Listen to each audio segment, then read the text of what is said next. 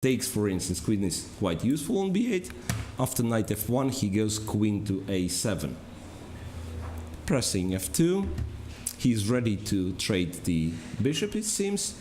After knight e3, black is still thinking.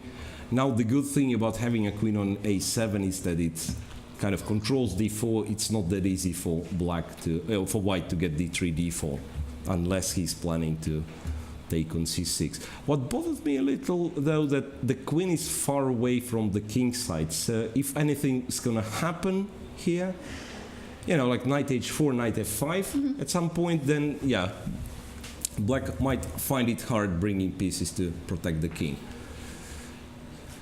And once again, interesting, after 1.5 hours of play, not a single pawn being exchanged. So this typical of these structures, that there are so many maneuvers within closed position, barely any pawn captures. a4. a4. I think that's logical, because if he already placed his queen on a7, and he should do something on the queen side. Also, the b5 bishop is now not that stable. Not that stable, right? Not that stable. And possibly even queen a5 or queen b6, you know, to force the capture. Queen b6 will drop the pawn, so queen a5 will more or less force the capture on c6. So that's quite an ambitious move, of course. I think Żatomski has finished her game. At least I've seen her leaving the playing field. In the women's section. So let's see if we have... I think we have more results. Yeah, by the way, in this match, just not to leave, board 3 has already finished. It was a very quick draw. Alexandra versus Moiseyenko. Yeah, 13 moves, and it was a draw. Since there's no Sofia rule, they can offer a draw whenever they feel like. So it has been removed from the regulations just last minute, I believe, because it didn't make so much sense for a team event. Right, so Vitigo is a draw, as we mentioned, and no other results in the open section. So I'll go to the ladies section, and it's a draw for Anna Zatonskih and Harika Dronovali, the game we didn't look at. Yeah, actually that's a tough match again for India and United States. It is tough. India yesterday could have had a very good score against the defending champion Georgia, but they did not manage to win the match in the end, because on board 4 they had a piece they had an absolutely winning position, which strangely enough Indian player did not convert and even lost in the, it was very quick. I mean, it was winning, then it was one mistake, after which it had to be a draw, and then another mistake followed, after which. So that meant 2-2 against Georgia, which I think is a result that they would have signed if they were asked before the game. Would you like a 2-2 against Georgia? But knowing how the positions went, I think it was, of course, a disappointment for India that they couldn't win the match. Right, so now it started with a rather uneventful draw on board 1, Zatonskih versus Harika Dronovali. Well, nothing to say much. Catalan, which we've already seen many times. Yeah, basically here we've seen this b3 move, and bishop f4 is another way to play after bishop a6, knight e5. Not that it's a drawish position, once again. I mean, it's just that some people find it... I don't know why, actually. I'm not sure why. I'm guessing this is how it's usually played. By the way, there is knight d5. There is knight d5, which is also interesting. Knight c3, and then, yeah, for some reason, I don't remember why, but you cannot really take this one. It's knight b4. I'm guessing it's knight b4, that's knight nice, e7, queen e7, and then some knight c2 is coming. Trapping the rook on a1. So Harika decided that today a draw would be good for her after yesterday's very long game against Zagnidza. She must have been tired. Even though she won the game, it is tiring to play for 5-6 hours. Some statistics on this matchup. 2 victories for India in 2009 and 2015, and a draw in 2013. 3 other games are in progress. On board 2 we have a Queen's Gambit, a Carlsbad, but an entertaining one. It's not your regular minority attack, but It isn't. It's an opposite side castling in this game as well. It seems Yeah. like it's the topic of the day. yeah. But what's interesting, yeah, it's opposite side castling. But if we think, it's still very positional, because at least for white, it's not very easy to attack this king. For White sure doesn't not. have all It that is many more pieces black here. that is trying to attack. Yeah, and black also has to be, I mean, it's not all that quick for black, because say black's gonna be to move, I'll pass, rook g1. I don't know what does that do. b4 would allow knight a4 and a very nice blockade, right? No longer you're attacking, and you probably have to switch to some sort of defense. c6 pawn is weak. So you will have to play a4, after which there is a3, knight a2, knight b4. It's not easy to break through. We see Tanya Sajdev playing for India. This is her first game here in khanty-masiysk. Yesterday she had a rest, so today h4, by the way. Yeah. h4 was played. Yeah, so she's having a debut today. Yeah, and h4 intending to play h5, bishop takes h4 is dangerous due to, well, you simply open the file. That's enough of a justification. You don't want to open files. Right, so tense game on board 2, board 3 and 4 are in progress. Board 1 has finished, this we know, and now we are ready for an interview with the team captain of Team United States of America.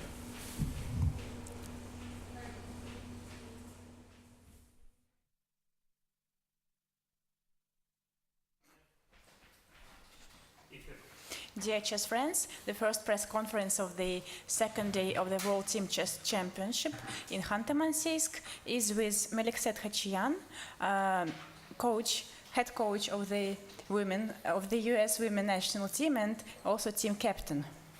Дорогие друзья, первая пресс-конференция второго игрового дня командного чемпионата мира в Ханты-Мансийске с главным тренером и капитаном команды женской сборной США. So we just want to see the games actually in progress. We have one game drawn, Zatonsky Khan and Harika Dranavali, so is there anything to say about it? Хотелось бы посмотреть на партии, которые сейчас идут. Одна партия уже закончилась. Анна Затонских сыграла в ничью с Харикой Дранавали на первой доске. Пожалуйста, расскажите, что было в этой партии. 11 moves. Yeah, well, as usual, sometimes happens in chess world. Whenever you prepare for the line, and suddenly the game went differently, and we haven't expected this particular line. And Anna had spent, so much time and had decided to propose a draw. Ну, как часто происходит в шахматном мире, вы готовите какой-то определенный вариант, а на доске происходит совсем другое. Мы не были подготовлены к этому варианту, и Анна потратила довольно много времени и решила все-таки согласиться на ничью. But 3 more games are in progress, so let's watch the game of Tanya Sajdev against Sabina Francesca Fleischer. Но 3 партии еще продолжаются. Давайте посмотрим партию Тани Садждев против Сабины Франчески Флойшер, извините. Well, obviously all games are battle everywhere. That particular game, Sabina, I think its game is quite complicated. I assume white's still better, but not much. So it's still full fight. На всех 3 оставшихся досках продолжается борьба. В этой конкретной партии, мне кажется, что позиция довольно сложная. У белых лучше, но не сильно, и по-прежнему полнокровная борьба. So isn't Black King in a dangerous situation, no? Well, Черный король не в опасной ситуации? You can say that, but if you notice there is no light color bishop, and typically for those positions, if there is no light color bishop, it shouldn't be so much dangerous. Да, можно так сказать, но, как вы видите, нету чернопольного слона, и в таких позициях... Белопольного. Простите, да, белопольного слона, в таких позициях не должно быть опасно, если нету белопольника. Okay, thank you for chess lesson. And it's another game of Katerina Nemtsova and Padmini Root. Спасибо за шахматный урок. Следующая партия Катерины Немцовой против Падмини Рут. I mean, I'm not happy with this game. I'm not happy with this preparation and prep the line. I got nothing out of opening, and now it's a worse, and now we need to fight for equality. Я недоволен этой партией. Белые не получили ничего после дебюта, и теперь у них даже чуть хуже, и приходится бороться за равенство. Okay.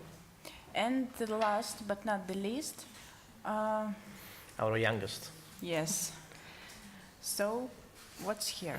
Ну и, наконец, последняя партия, самая юная участница американской сборной. Что происходит здесь? Well, as usual, whenever young people playing, it's a mess. It's a chaos. Ну, как обычно, когда молодые играют, это просто хаос. Everything can happen. Absolutely. I mean, it's unpredictable situations. I mean, it looks like it seems very dangerous for black, but in fact, there's some tricks, some swindles going on, so it's not easy to handle. Ну, кажется, как будто у черных опасно, но на самом деле всегда есть какие-то трюки, так что не так просто играть эту позицию. Okay, let's see. We have a time trouble ahead of us also. But just please tell us a couple of words about your players.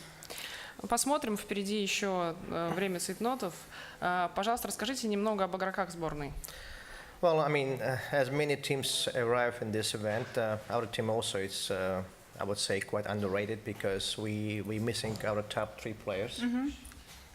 Как и многие команды, которые приехали на этот чемпионат, наша команда не в оптимальном составе. У нас есть несколько сильных игроков, которые не участвуют. And because of that, we brought here our young kids, young talents, and future members of, I would say, of our team. И поэтому мы привезли сюда молодых талантов. Я бы назвал их будущими участницами основного состава сборной.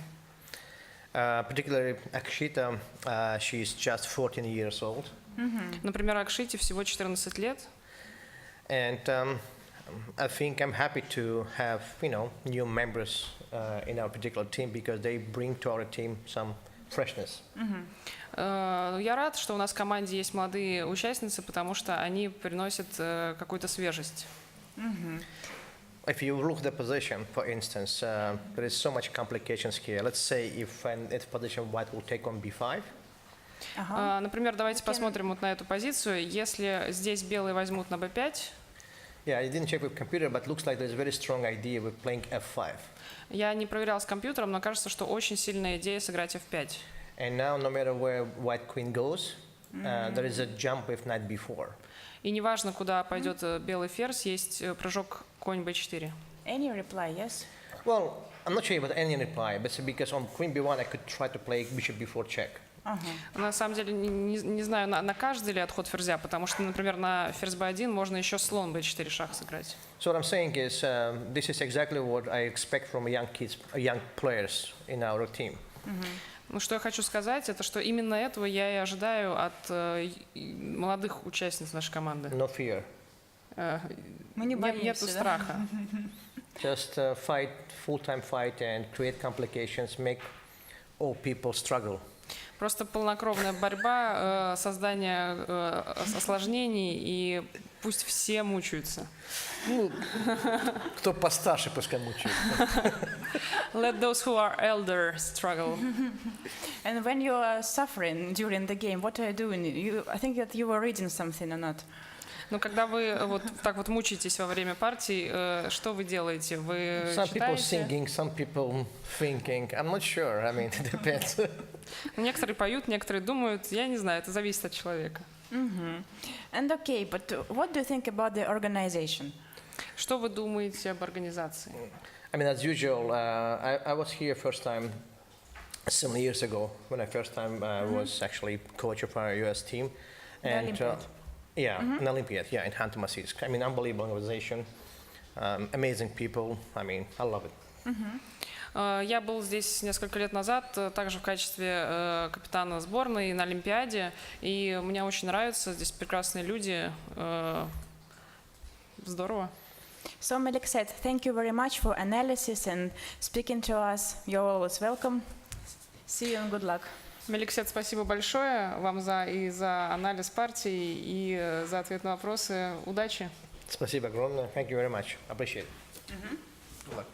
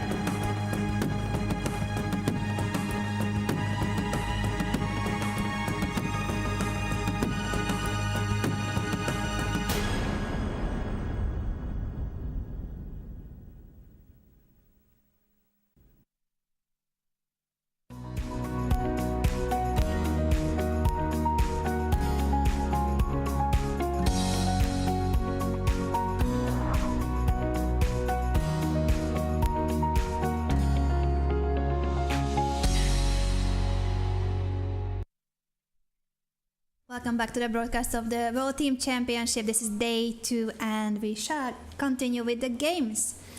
Which match do you want to focus on, Well, Evgeny? just for a bit, Zhigalko versus Ponomarev, that's the match between Belarus and Ukraine I'm talking about. Yeah, as soon as we are allowed to do. you want the some results already. Yeah, I always want a chessboard.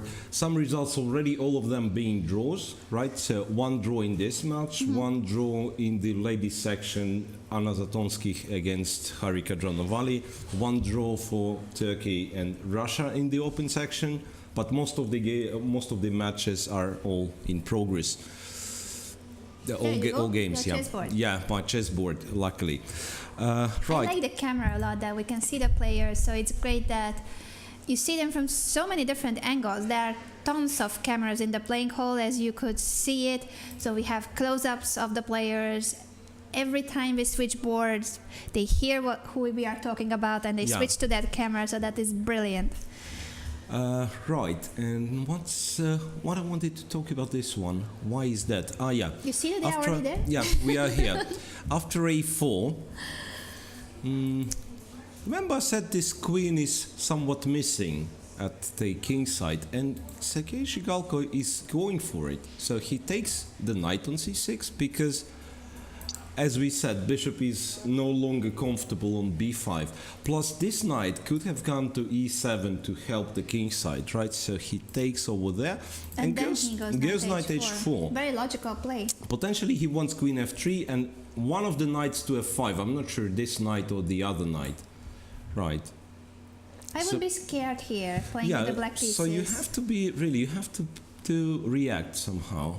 I'm guessing if you let white to play a couple of moves more, it might be too late. So it's maybe some sort of knight h7 is needed. I don't think, for instance, d5, and as they say, fighting for a center, I don't really think it will help black much in terms of protecting the king side, because after queen f3, it's not clear what did you achieve by pushing d5. In fact, it makes your e5 pawn weaker. So how shall black play in this situation? I'm not really sure. Once again, if black's bishop would be somewhere on e7, then I could imagine a situation where black would play g6 to control f5 square, right, and later on put the bishop on f8. But now bishop is on c5. It's active in a way, but at the same time it cannot be easily transferred to a king side. And then something like queen f3, and already knight f5, even with the piece sacrifice, might be an issue. No, really, he has to do something really smart, and maybe this move, because knight on f5 will materialize anyway. So knight h7. For the moment, f2 is hanging, so after knight f5, at least you can take so that white cannot take with the knight. So it would be better to prepare it with queen And f3, but after then you queen want to go f3, knight I g5? thought I'll play knight g5, but then then you go queen g3. And still once knight f5 again, will be played. the knight on g5 is stable as for the moment, but once knight f5 will be played, or sometimes it can be king h2 f4. I kind of like white here. I like white as well. Also knight h to f5 and then h4. There are so Yeah. many options for white, and with the queen on a7, it's going to be difficult for black to defend on the king side if he cannot create counterplay very quickly. But there's the counterplay. Yeah, it's not easy really. Right, this rook on a1 will probably never enter the game, because I thought something like this to press the b pawn, so that rook is not entering. But do you need really? You have enough pieces here, right? Something like queen a6, for instance, so that to press d3, so queen f3 is not possible. But then you untie the knight on e3, so this knight can get to f5. And already you have to be aware of some sacrifices. It's just as simple as that. As long as black has a lot of pieces on the other side of the board. Next move might be bishop takes, queen d2, slowly but surely getting to a king.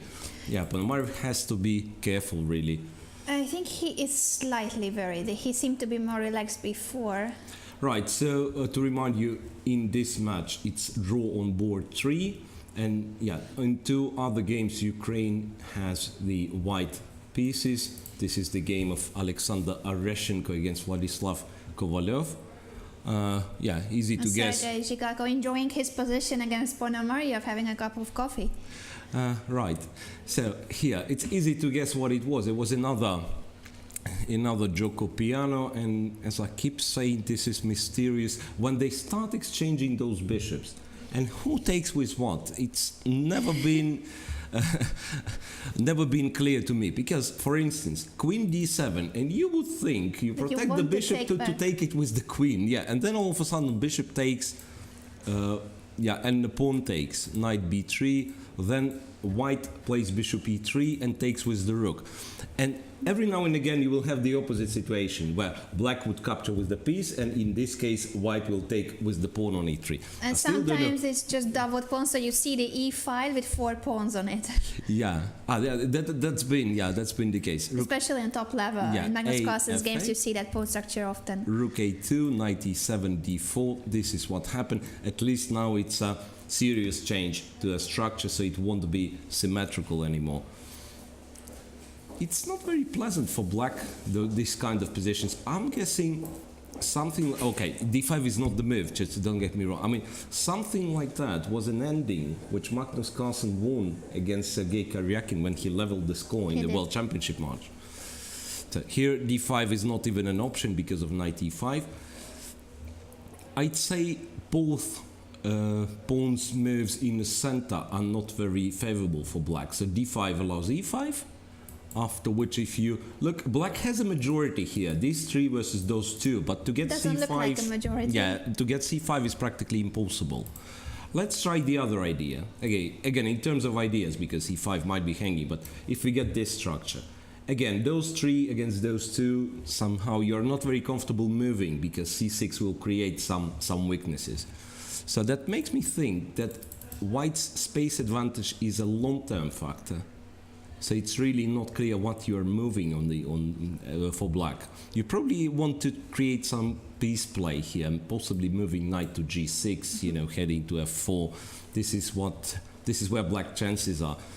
But usually, playing with the pieces, it's more of a tactical side of the game, right? So if white is aware, if white prevents all those tactical tricks, then he has to be better. That's my take on this one.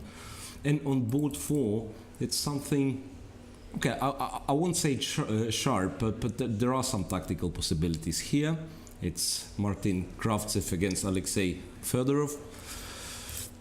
Yeah, Fedorov is an interesting player, by the way. Younger generation might not know him quite well. He was a very, very strong player in the end of 90s, reaching 2680 at that time. And it was quite a rating, I have to say. Apparently it was top 20. Right, and then he had a disastrous tournament in Polanica's Drew in Poland when he started with 0 out of 6. And since then, he's never been to the same level. That's interesting. Psychologically, that tournament broke him. Psychologically, it kind of broke him.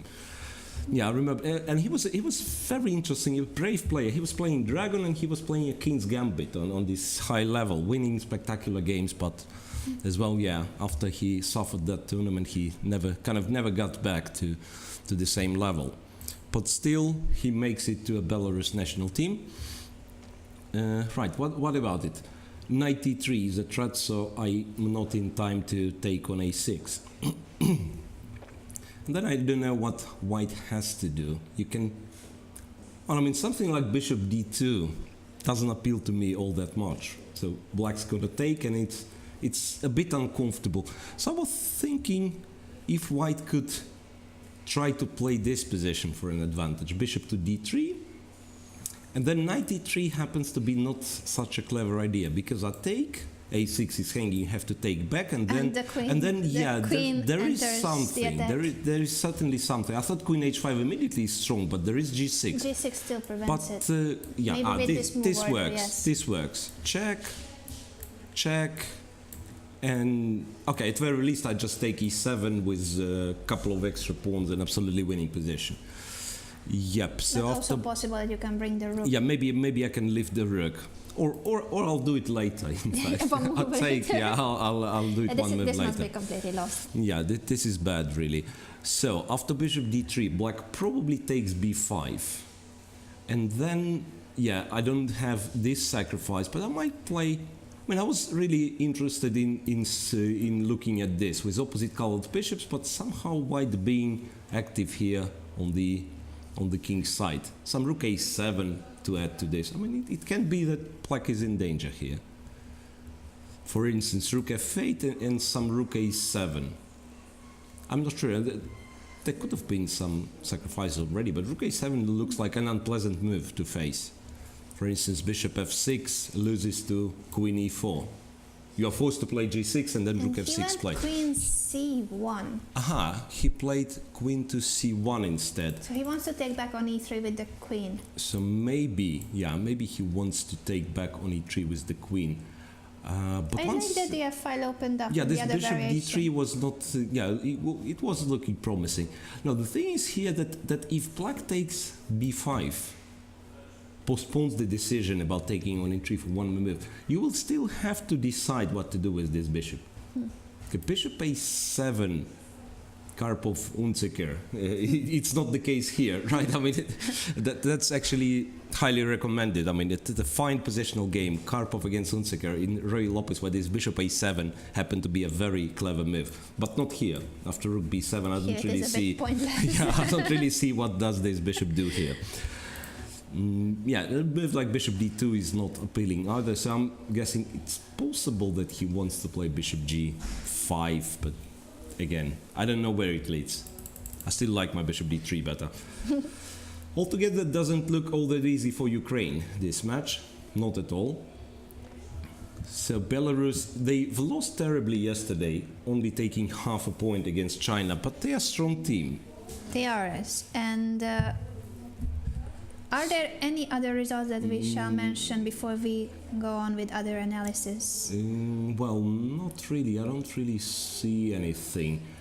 Well, by the way, match we were practically not talking about Norway against Egypt. I'm checking in all four games are in progress. Complicated in all four positions. of them, they are quite complex positions. For instance, last board, just look at it. It's not the opposite side castle, but the character of the game is such that black, another French defense, and with the center being closed, you basically play on the wings. on your wing, right? So basically, this chain in the center suggests on which side do you play. White has this e5 advanced pawn, so has more space on the King side, therefore, white expands here, while black actually achieved quite a lot.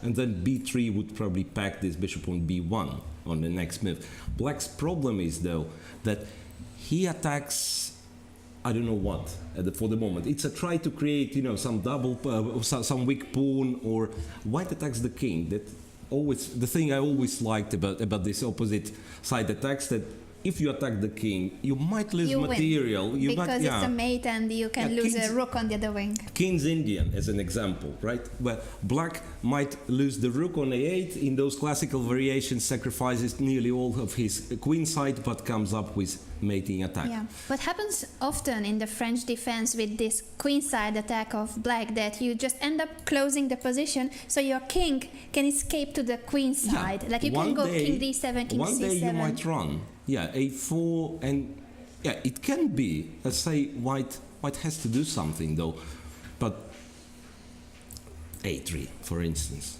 just to illustrate how it can happen. And then black all of a sudden would take and can run over here.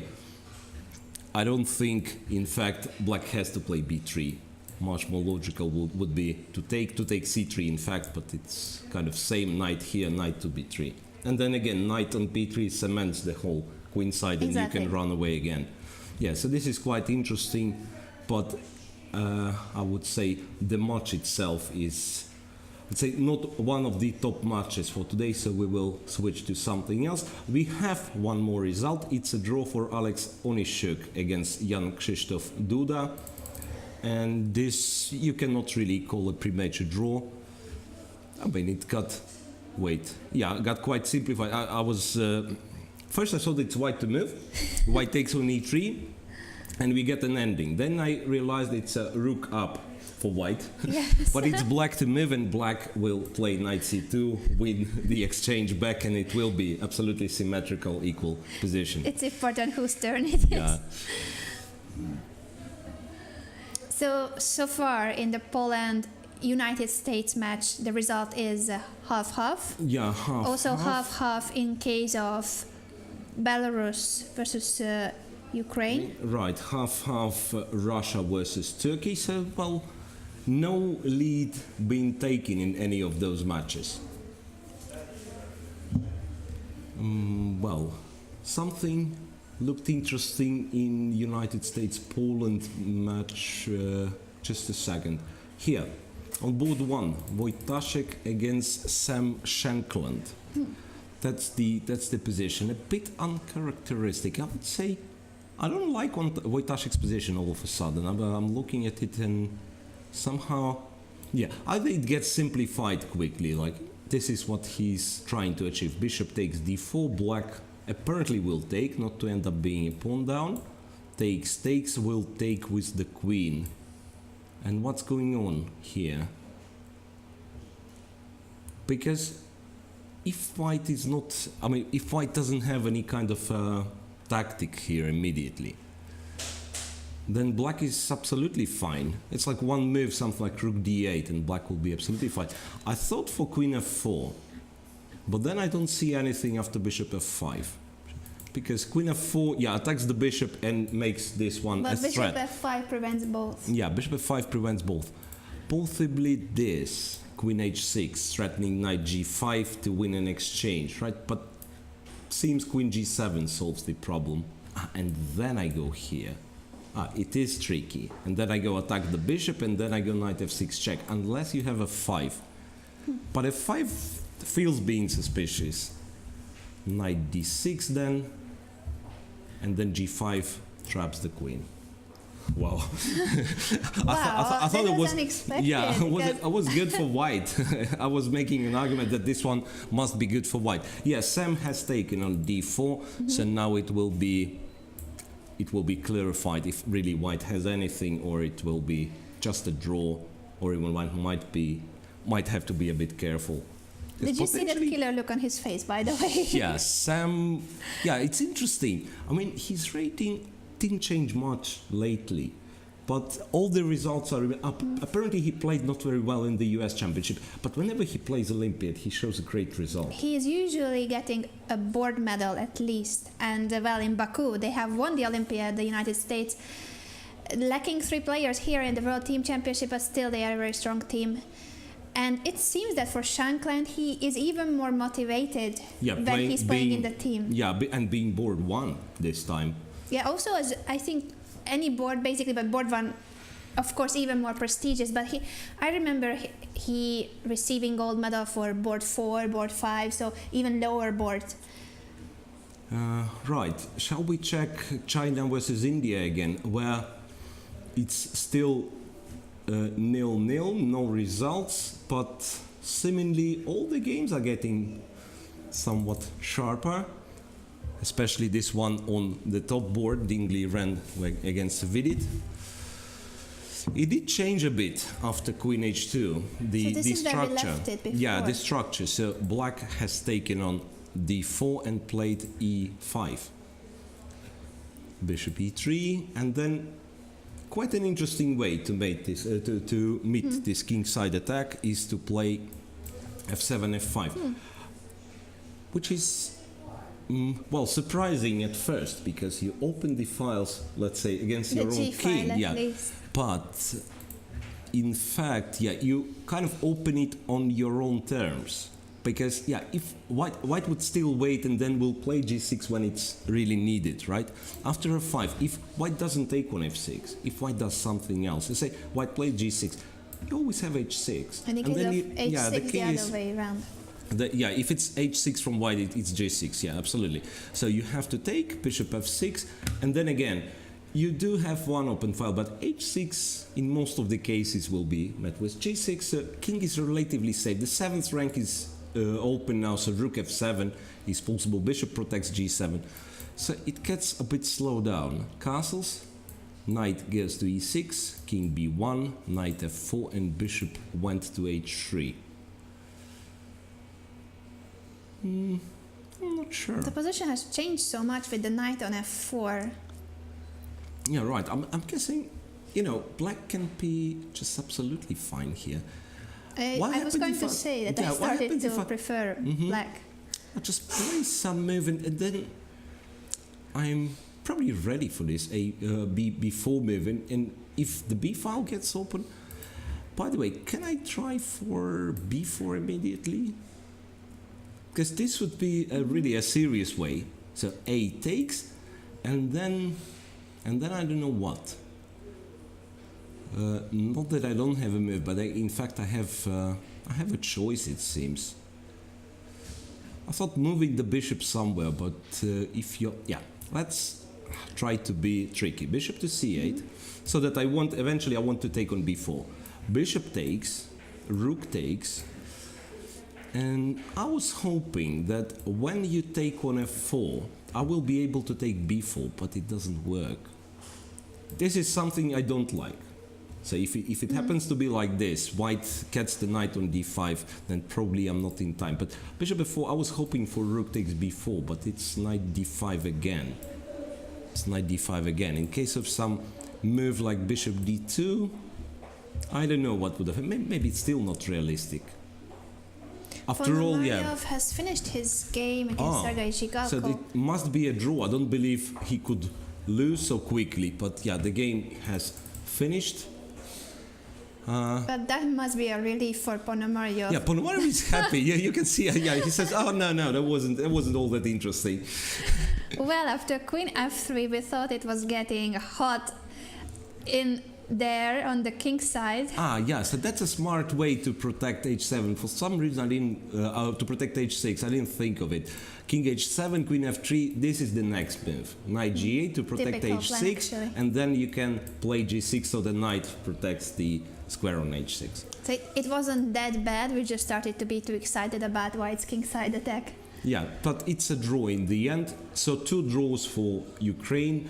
Draws with the black pieces, and they keep their white games. They are pressing and their white games. So that's a clever plan for Ukraine. I don't know how it will turn though. Right, and what else shall Shall we go back to the women's section? Yeah, let's do. India against United States. Yeah, the one where we had one result. All other three are in progress. I'm guessing on the last board. Apparently, India should have an advantage in this one. Just quickly, I wanted to show this one. I don't know, very, very original opening here, starting from this Queen D7 move, which is a bit surprising. I always thought Knight D7 was fine. Okay, Queen D7, Queen to C2, takes, E3, so that Knight E5 is ready, and then Black takes here, plays B5. This is very provocative from Black. I mean, Black does everything you would not do normally. I mean, giving this bishop to take the pawn is possible, but you have to make sure this thing doesn't fall apart, which is a case in our game. After A4, C6, takes Queen E4. Black is lucky to have Knight C6, because otherwise the whole rook would have been lost. Knight C6, Knight B5, Rook B8, and this is something I don't understand, because I was looking at this position during one of the breaks and I couldn't really understand why this pawn was not taken. So just take the pawn, you're a pawn up, what's the problem? But White for some reason decided to go Knight C3 first and only then take the pawn on C4. Interesting. Yeah, that's a bit puzzling, but yeah, still it looks nice for White, I would say. I'm not sure if White's going to castle, because King of 1 is another way to get the king into safety, and A7, as for the moment, it rather looks weak than the passed pawn, right? Bishop B5, by the way, I just realized it's a threat. Yes, so perhaps she doesn't even want to castle right now, but play for the spin with Bishop B5. This is... How do you meet this, by the way? Is it Rook C1? Yeah, apparently it is. Yeah, it's got to be Rook C1. Otherwise, I don't know. Yeah, you'll have to play Rook C1. This looks shaky for both sides, in fact. I mean, so next few moves will be crucial. That's I'm sure. I think the captain of the United States, he has just given an interview to us. If you were here, you listened to him, and he mentioned that Akshita is only 14 years old, and she plays the way young players do. She has no fear, so she just plays bravely. She doesn't care about giving up a pawn or two. Yeah, that's interesting, really. Okay, how about the heavyweights here? So I mean, China and Ukraine, the clash of those favorites, two favorites. Where is it? Just let me find this one. As we mentioned, for China, it is a really tough pairing. That after losing yesterday against Russia, today they are facing Ukraine. Yeah, if they have a plan to win this event after yesterday's loss, it's crucial thing to win today, which is not easy against Ukraine, obviously. Right, so just quickly on port 1, Ushenina against Zhu in June. Well, apparently fine for Black, but it's a rare case where Black wins positions like this, because those hanging pawns, they do give you a lot of space, but whenever you try to move them, things getting simplified and it liquidates into some ending, which is, interesting. Look, all the pieces on the board, and I already can foresee that in most of the cases it will be some ending. With maybe an isolated one. Because... otherwise you do not really attack this king. A4 you will probably try to make work, but just to a degree. You will take on B3, it will be somewhat weak, but how do you take it, how do you attack it? So very solid for White, that's what I was trying to say. Then Tang Zhongyi against Zhukova, that's the position where White normally should be better. Right, judging by pawn structure, so strong passed pawn on d5, for the moment blocked, but anyway. But it's there forever. Yeah, it's there forever, and arguably White's bishop is a bit better than Black's bishop on f8. Also yesterday Tang Zhongyi was playing very well, and she was playing for a win against Katerina Lagno until she pressed too much and she didn't go for the perpetual check. Yeah, then on board 3, What's that? Ah, well, there was this strange-looking Caro-Kann with knight c5. Because now it looks more, well, it's anything else but not Caro-Kann, in fact. Knight h4 going after this bishop. So bishop g4, I'd suggest for black. Not giving, well, you will have to give the bishop, but just not give it so easily. So white will have to play h3, g4, weakening his king side. And those positions are quite solid for black, despite being somewhat worse apparently. So bishop f4 I'll play. Get the other bishops exchanged. There is a nice outpost on d5. Black's very solid. Yeah, probably.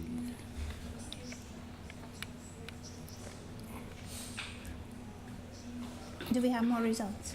Ah, sorry? Do we have more results? More results. Well, we don't have, at least not the results that I'm aware of. It doesn't look like we have any more results, but we have a review of yesterday's round with all the results. So it's a couple of minutes review of the previous round, and then we will be back again. The Yugra Chess Academy is the venue for the 2017 World Chess Team Championship here in Khanty-Masiysk, Russia. This is the event where the top teams from 5 continents face each other.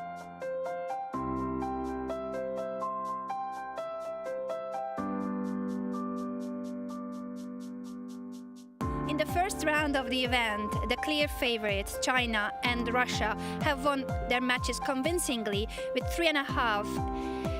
China beating Belarus and Russia beating Egypt, though on the first board Jan Nepomniachtchi only drew his game against his 400-point lower-rated opponent. Ukraine, on the other hand, did not manage to beat Turkey. The final result is 2-2 with 4 draws. The toughest match of round 1 of the open section was between India and Poland, the two teams being very close in rating on all boards. Vidit Santosh took the lead for India by beating Radoslav Wojtasek. The score was leveled by Kasper Piorun, while Jan Krzysztof Duda produced a brilliancy in an endgame against Adiban, winning the match for Poland. The score is 2.5, 1.5. The United States had slight difficulties against Norway, but managed to win their last game. Varujan Akopyan beating Frode Elsnes brought 2.5, 1.5 for the Olympic champions. In the women's section, the top clash of the day was between Russia and China, two clear favorites for the championship victory. Valentina Gunina scored the first point for Russia by beating Zhao Xu. Soon after that, another victory followed on board 2 for the Russian ladies by Katerina Lagno. The final result is 3-1 for Russia, which is a huge step for the Russian team in winning their first gold medal at the Women's Championship. Another crucial match was the one between India and Georgia. The defending champions seemed to be in a critical situation after 1-1, when both Harika Dronavali and Vijayalakshmi Subamaran had better positions. Somehow tables turned on board 4, and that led to a 2-2 tie between these two teams. Follow the second round of the event on the official website and make sure to use the hashtag #UGRAChess.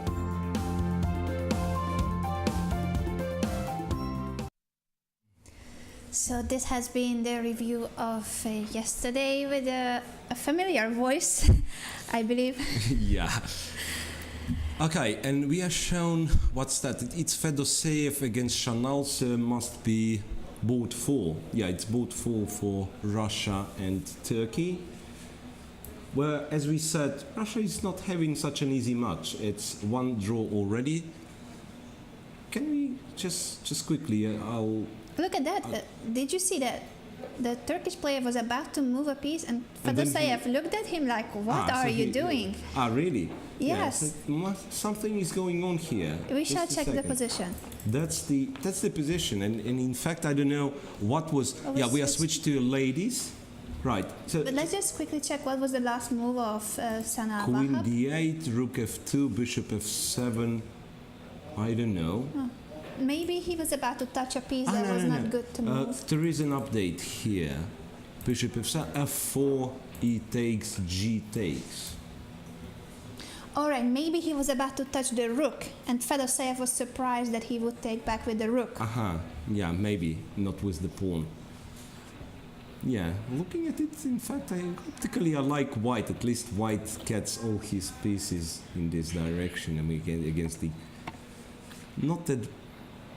Yeah, maybe it's still fine for black, though. But he's about to play more moves. Yeah, what's interesting about those young players, they are so confident.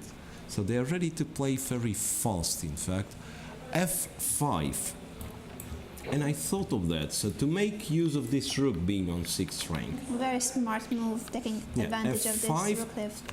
Yeah, so the thing is, you cannot really take on F5 with a piece, right? So queen takes, runs into queen H4, which is probably very bad because rook will join. Right, so knight F5, and the pawn takes, but then indeed rook H6 comes. Yes, and white's position collapses suddenly. Yeah, all of a sudden, yeah, you're not comfortable at all with white. Right, so F5, what should he do? Like, this will probably stabilize it to a degree. But no, it is bad once again. Rook H6, because C2 is also hanging. I can't play this because of knight C2. So maybe it's not that pleasant for white as it seemed after this smart F5 with the rook H6 idea. Then was it the case that he should have taken with Maybe, the rook, really? maybe And Fedoseev looked at him like it was a bad move. He made him change his mind. Just my theory. Wait, he could not take with the rook. Okay. Because of knight C2. It just seemed like from the camera that he was hesitating between queen two D3. moves. No, but there is a tactic. It might have been his initial intention actually to take with the rook, but there is this tactic: knight C2, and queen D3 attacking. Nah, this is wrong. Attacking both knights, and you So cannot protect Fedoseev both of them. was rightly puzzled by the maybe. intention of touching the rook. Yeah, right. But this G4, F5, well, doesn't seem to be good either. So which Very makes nice idea by Fedoseev. What about the rest of the boards? Because there was one draw on board 2. on board 2 it was a draw. On board 3 it's still a king's Indian. So Matlakov seemingly makes progress here. Well, last move for black was bishop F6. So black apparently wants to close everything by playing. Actually he wants bishop G5.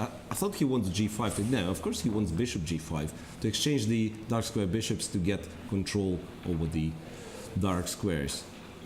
And I don't see what can stop him, by the way. Nothing really? Yeah, it can be that black simply has a very nice position.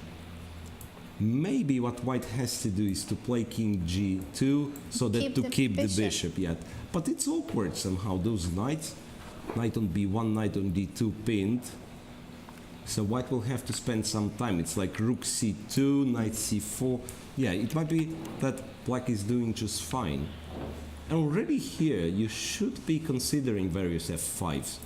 F5 takes. And this is how it usually works in the King's Indian. You take here, You then keep it as a shield. yeah, this pawn protects the king, and then you start entering. I mean, if it's possible, I don't know. Now, this looks very promising for black, for example. Knight F6.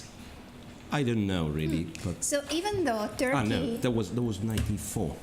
even yeah. though Turkey might be in trouble on board, board 4, but- on board 3 they have a promising position. What about Peter Svidler on board 1 against Dragan Solak? Yeah, that's interesting indeed. Yeah, well, some changes and in a way some achievements for both players.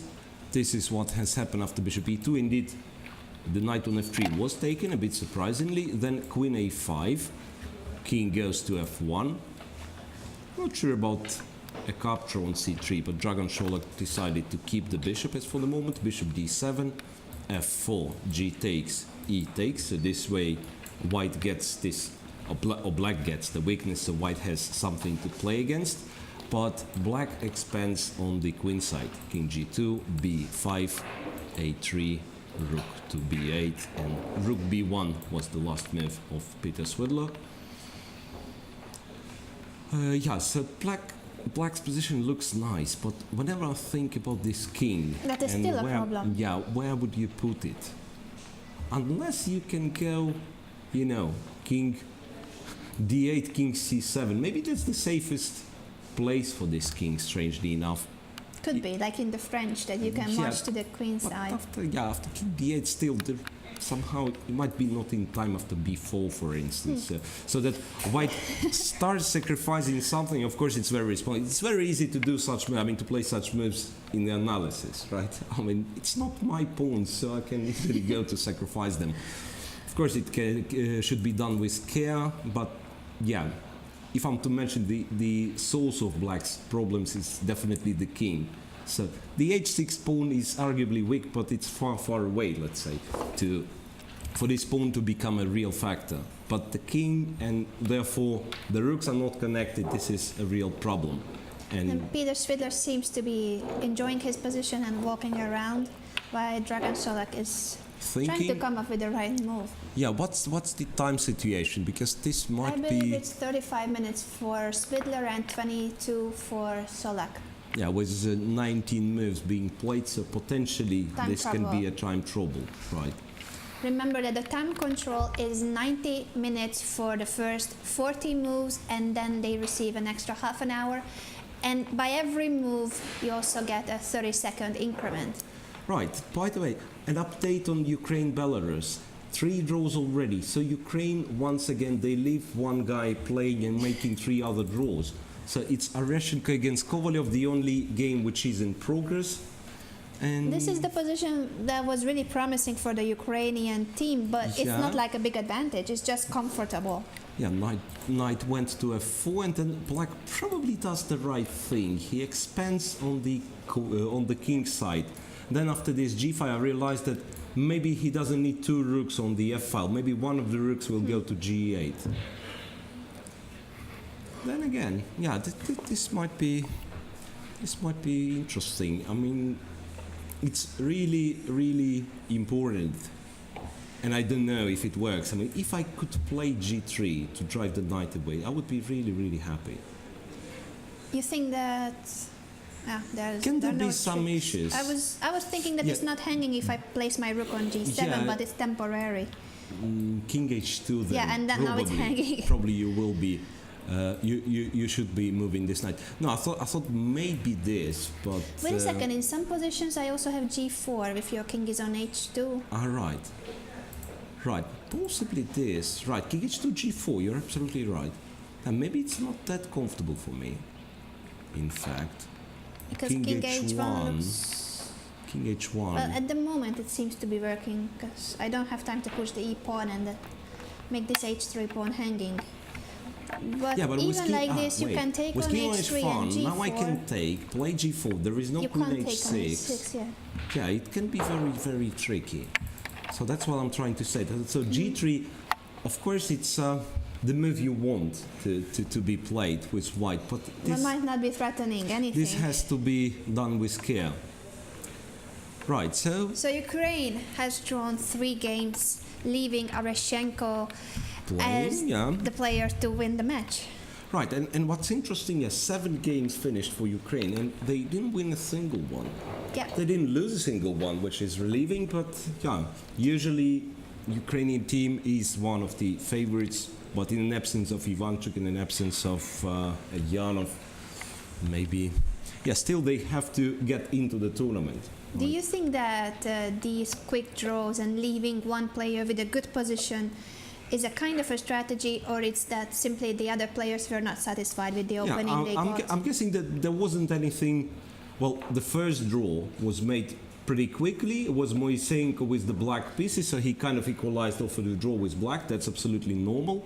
And then Ponomaryov, we thought he was in a bit of a danger even. So once again, nothing For him wrong. also draw was yeah, a and good on result. board 4, if we check the position, was the last position here with opposite colored bishops. Black would take on d8, white would take on b5, black would take on b2.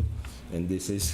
So it's not that they that's- decided beforehand that they would Yeah. make quick draws. So I think it's a possible strategy, but it's not the case in this match. Right. So back to ladies then, or Sure. By the way, we see here the Belarusian player wearing his uniform. I really like it. It's a folklore motif. Yeah, and Is it they're over? both signing. So I think, yeah, the draw was just agreed. So it's Oh. 4 draws, and we have first match result. 2-2. And it's a draw for Ukraine. So as I said, not a single game lost, but not a single game won after 2 rounds. So Ukraine makes a draw again. That's slightly disappointing for Ukraine, Yeah, drawing we can his say first so. their first 2 matches. For Belarus, it's a good result after yesterday's crushing defeat. Now they managed to hold Ukraine to a 2-2. Right. So, yeah, checking for the other results. This match has finished. Just a second, because I see the I think captain is not very happy with blaming the a Russian goal, players. right? So that you should have played on, but well, it's easy to say, and we don't know what time situation it was. Yeah, and from the experience, I can tell you that if you are, let's say, the player asks you, "Can I make a draw?" and you see by his, let's say, intention that he wants to, it's not a smart thing to force him, because next 10 minutes he will be not thinking about the position but about the captain's decision, what should I do now, and so on, so on. Right, so it's a draw for Belarus. They are quite happy, I'm guessing. Yeah, and Ukrainian team, well, not that they had such a chance, let's say. I mean, it was roughly equal match. Yeah, and yesterday too, the strategy could have worked with 3 draws since Ponomaryov had a pawn up in the rook endgame. He could have won it, but seemed like he was tired. He wasn't as good as he usually is with his endgame technique. So 2 draws so far for Ukraine, but if they start winning soon, it can still mean the podium for Ukraine. Right. So, I said we go to ladies section, but no, I'm sorry. First, China versus India. Ding Liren against Vidit. Opposite colored bishops. Yeah, so it's changed again. We've seen it here. Bishop c6 preparing for b4. Bishop takes, pawn takes. Bishop e6 check, and knight d5. That was his idea.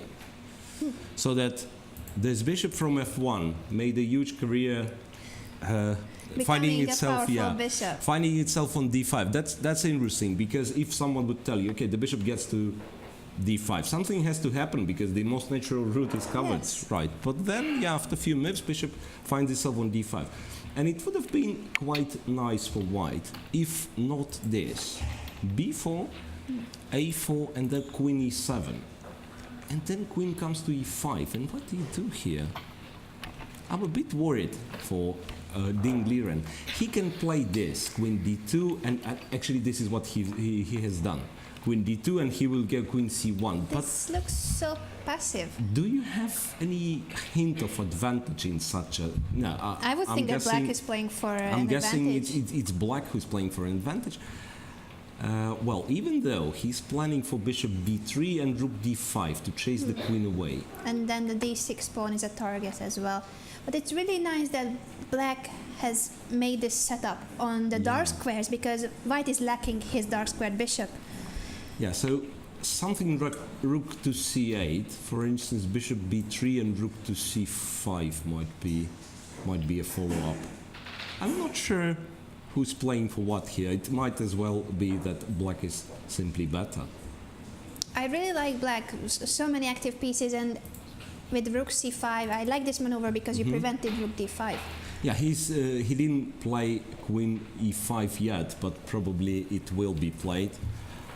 I was even thinking of, something like this, so that after, there was some point. to it. Sacrifice the pawn in order to have the b5 Yeah, for the to rook. have the b5, but then I'm not in time to protect against this rook d5, and after rook c8, rook d5, I will have to go back, and this is something I don't like. No, probably rook c8, rook c5 is needed.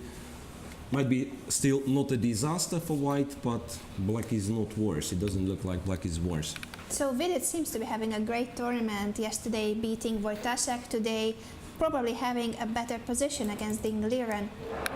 Yeah, so what's in general, how does this match look? Parimarjan Negi against Li Chao, that's the position. White might claim to have a better structure, but how do you stop the invasion of this king? Very active king, and the King white king is still on D4, I G1. mean, no. This is what I thought at first. I mean, he's planning to, but this is a very, very risky gamble because black will take all of those pawns, simply all of them, with the king. So This instead variation you can only play in a blitz Yeah, game. so instead of knight g5, you probably go knight e1, covering this, and then you go f3, chasing the king a bit backward, and then try to bring your own king. But again, even on d5, it's such an active king, so that black can't be worse. Can't be worse. I'm not sure if black can be better though. So let's assess this one as roughly equal. For instance, Atiban's game against Yu Yangi. Atiban, in fact, what's going on here? Some exchanges followed. He's a pawn down though. But he's very active, Yeah, at least. but yeah, a2 is hanging. In case of bishop h5, g6 seems to work. g6 and then to take a2. And then he'll play some sort of rook c6, take one of those, a draw. And rook d2 for black was not a threat. Yeah, well, possibly was. Wait, so this bishop goes here, rook a2, right? Aha, so if I play rook c6, you want to play rook d2. I'm not sure it's that much, but you can't protect the f2 This, I pawn. can't protect f2. I'll probably take rook f2, and strangely enough, this might be... I mean, it looks ugly, but how do you make Yeah. progress? Ah, Bishop interesting. g2. You can play bishop g2. And then you might actually play for a win this one. I'm not sure it's that much, but it is you black who is say. trying. Yeah, that's definitely with rooks on second rank. Yeah, it's black who's trying. Apparently winning the pawn immediately, threatening mate on h1, after this giving a check. Yeah, it's very easy to get into trouble with white. Yes, white shouldn't be that careless. Which makes me think that Atiban might be in trouble again. Okay, and on board 3, it's still very, very complex, closed position.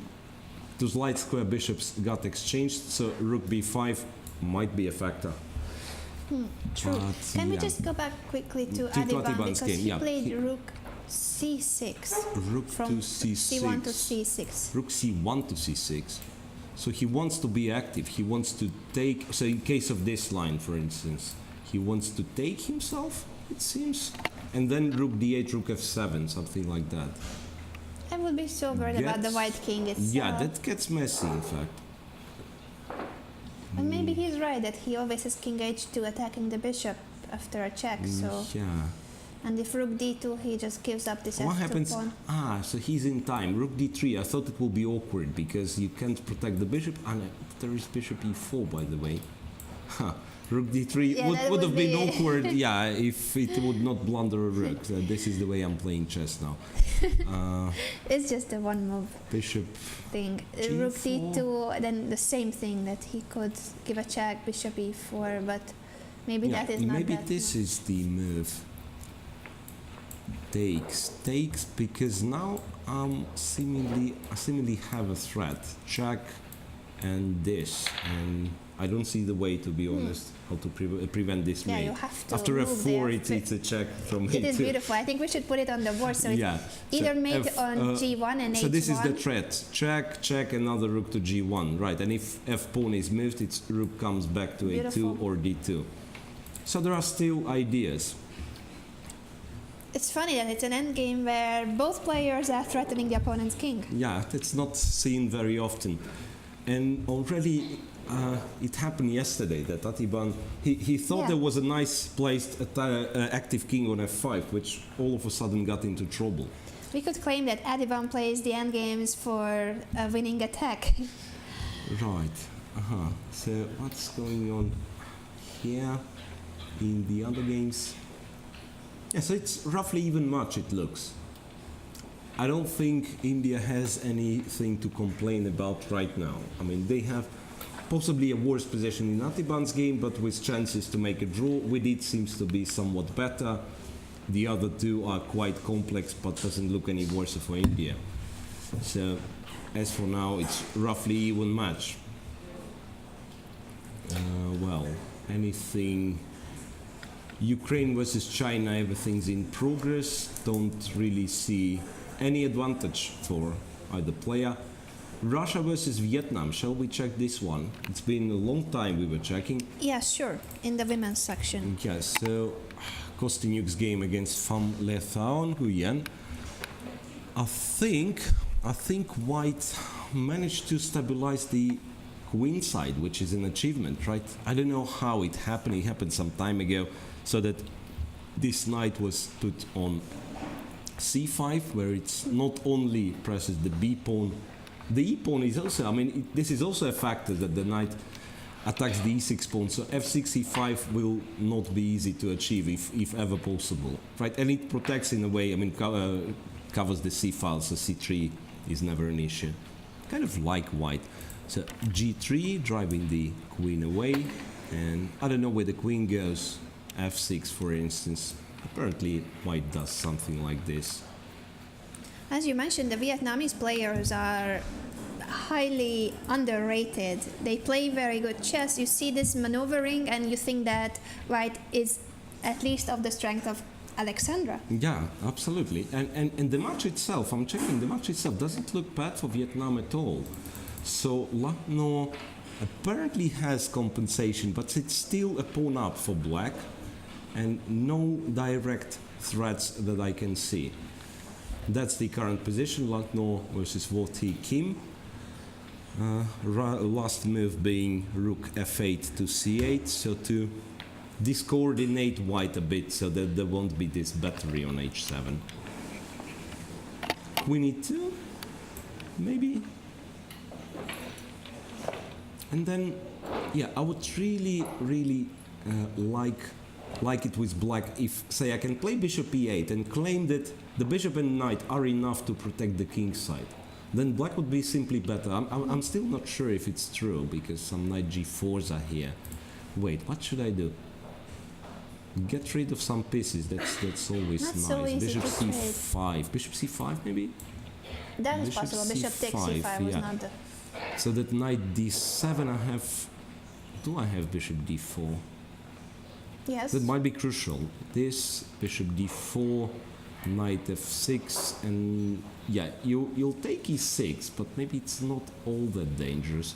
Like queen should take on f6 with something.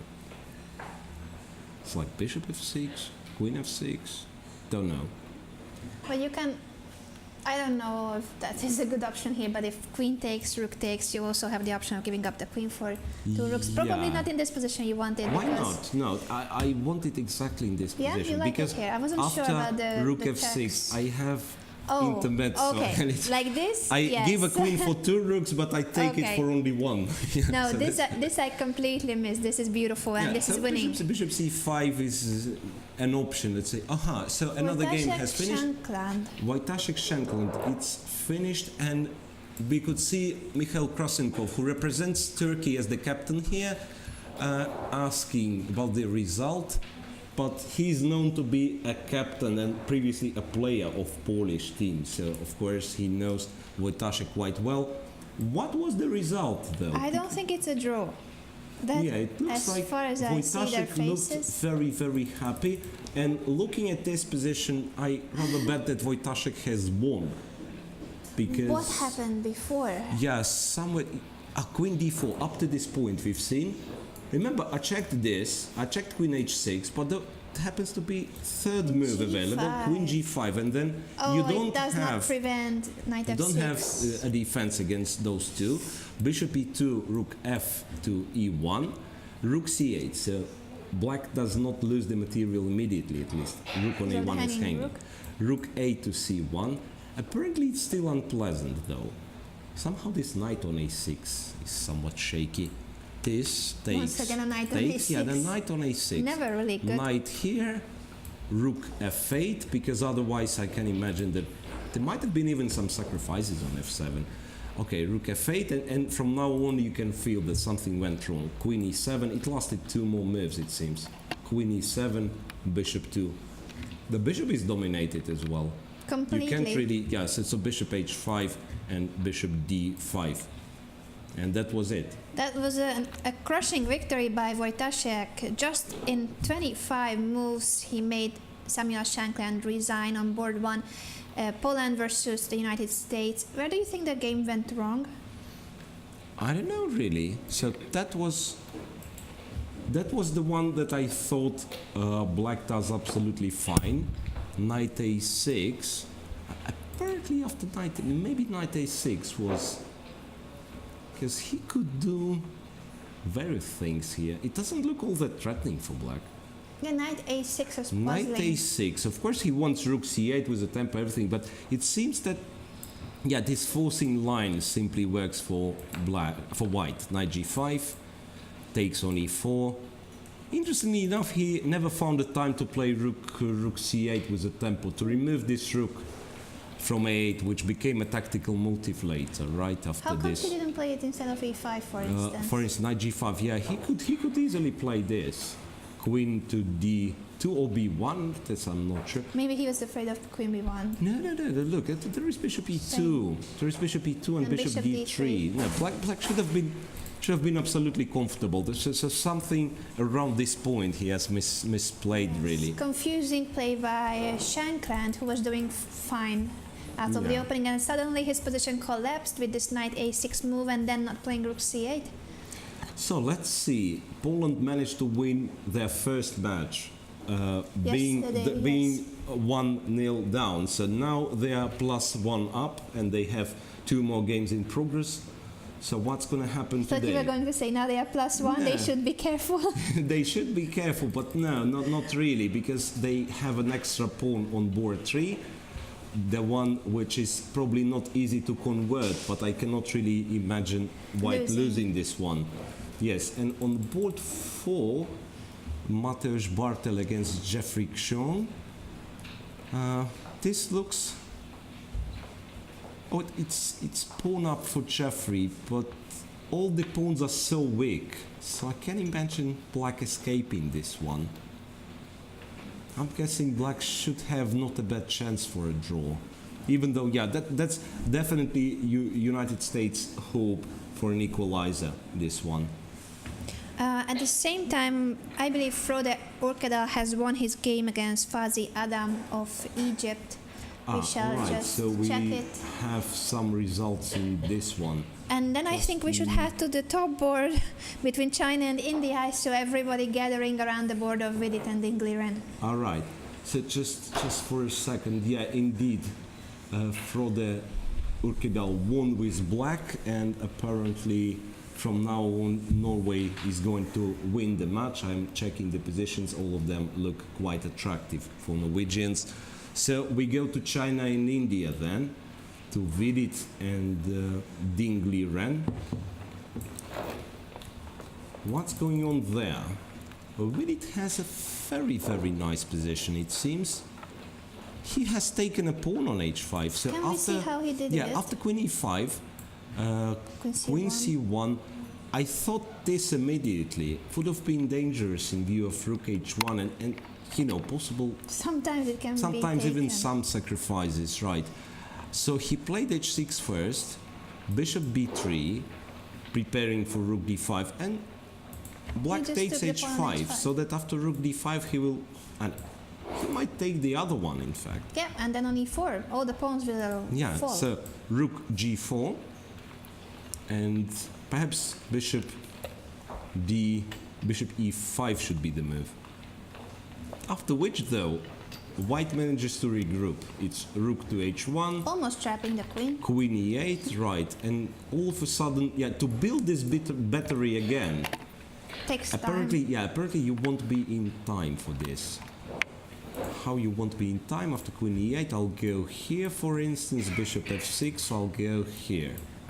So that queen e5, I'll take on h6. time. Beautiful, mate. Shall we put it on the board? Yeah, so this, and then queen takes h6 and rook takes h6. White is one tempo. I mean, is just in time because queen b2 looks practically unavoidable, but So white this is in still a time. double-edged position. After taking the pawn on h5, you should be careful about your king on h8. Yeah, that's interesting because you do win the pawn, but you open the files against the king. Yeah, and white king, apart from this b2 square, it's quite safe. You cannot really open any file against it, so it's still quite tricky.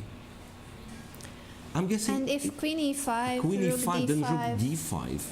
and then he goes back, Then queen he e7, goes back queen maybe. e7, and then I don't know. Then again, those Can take pawns the are pawn. not really hanging all that much.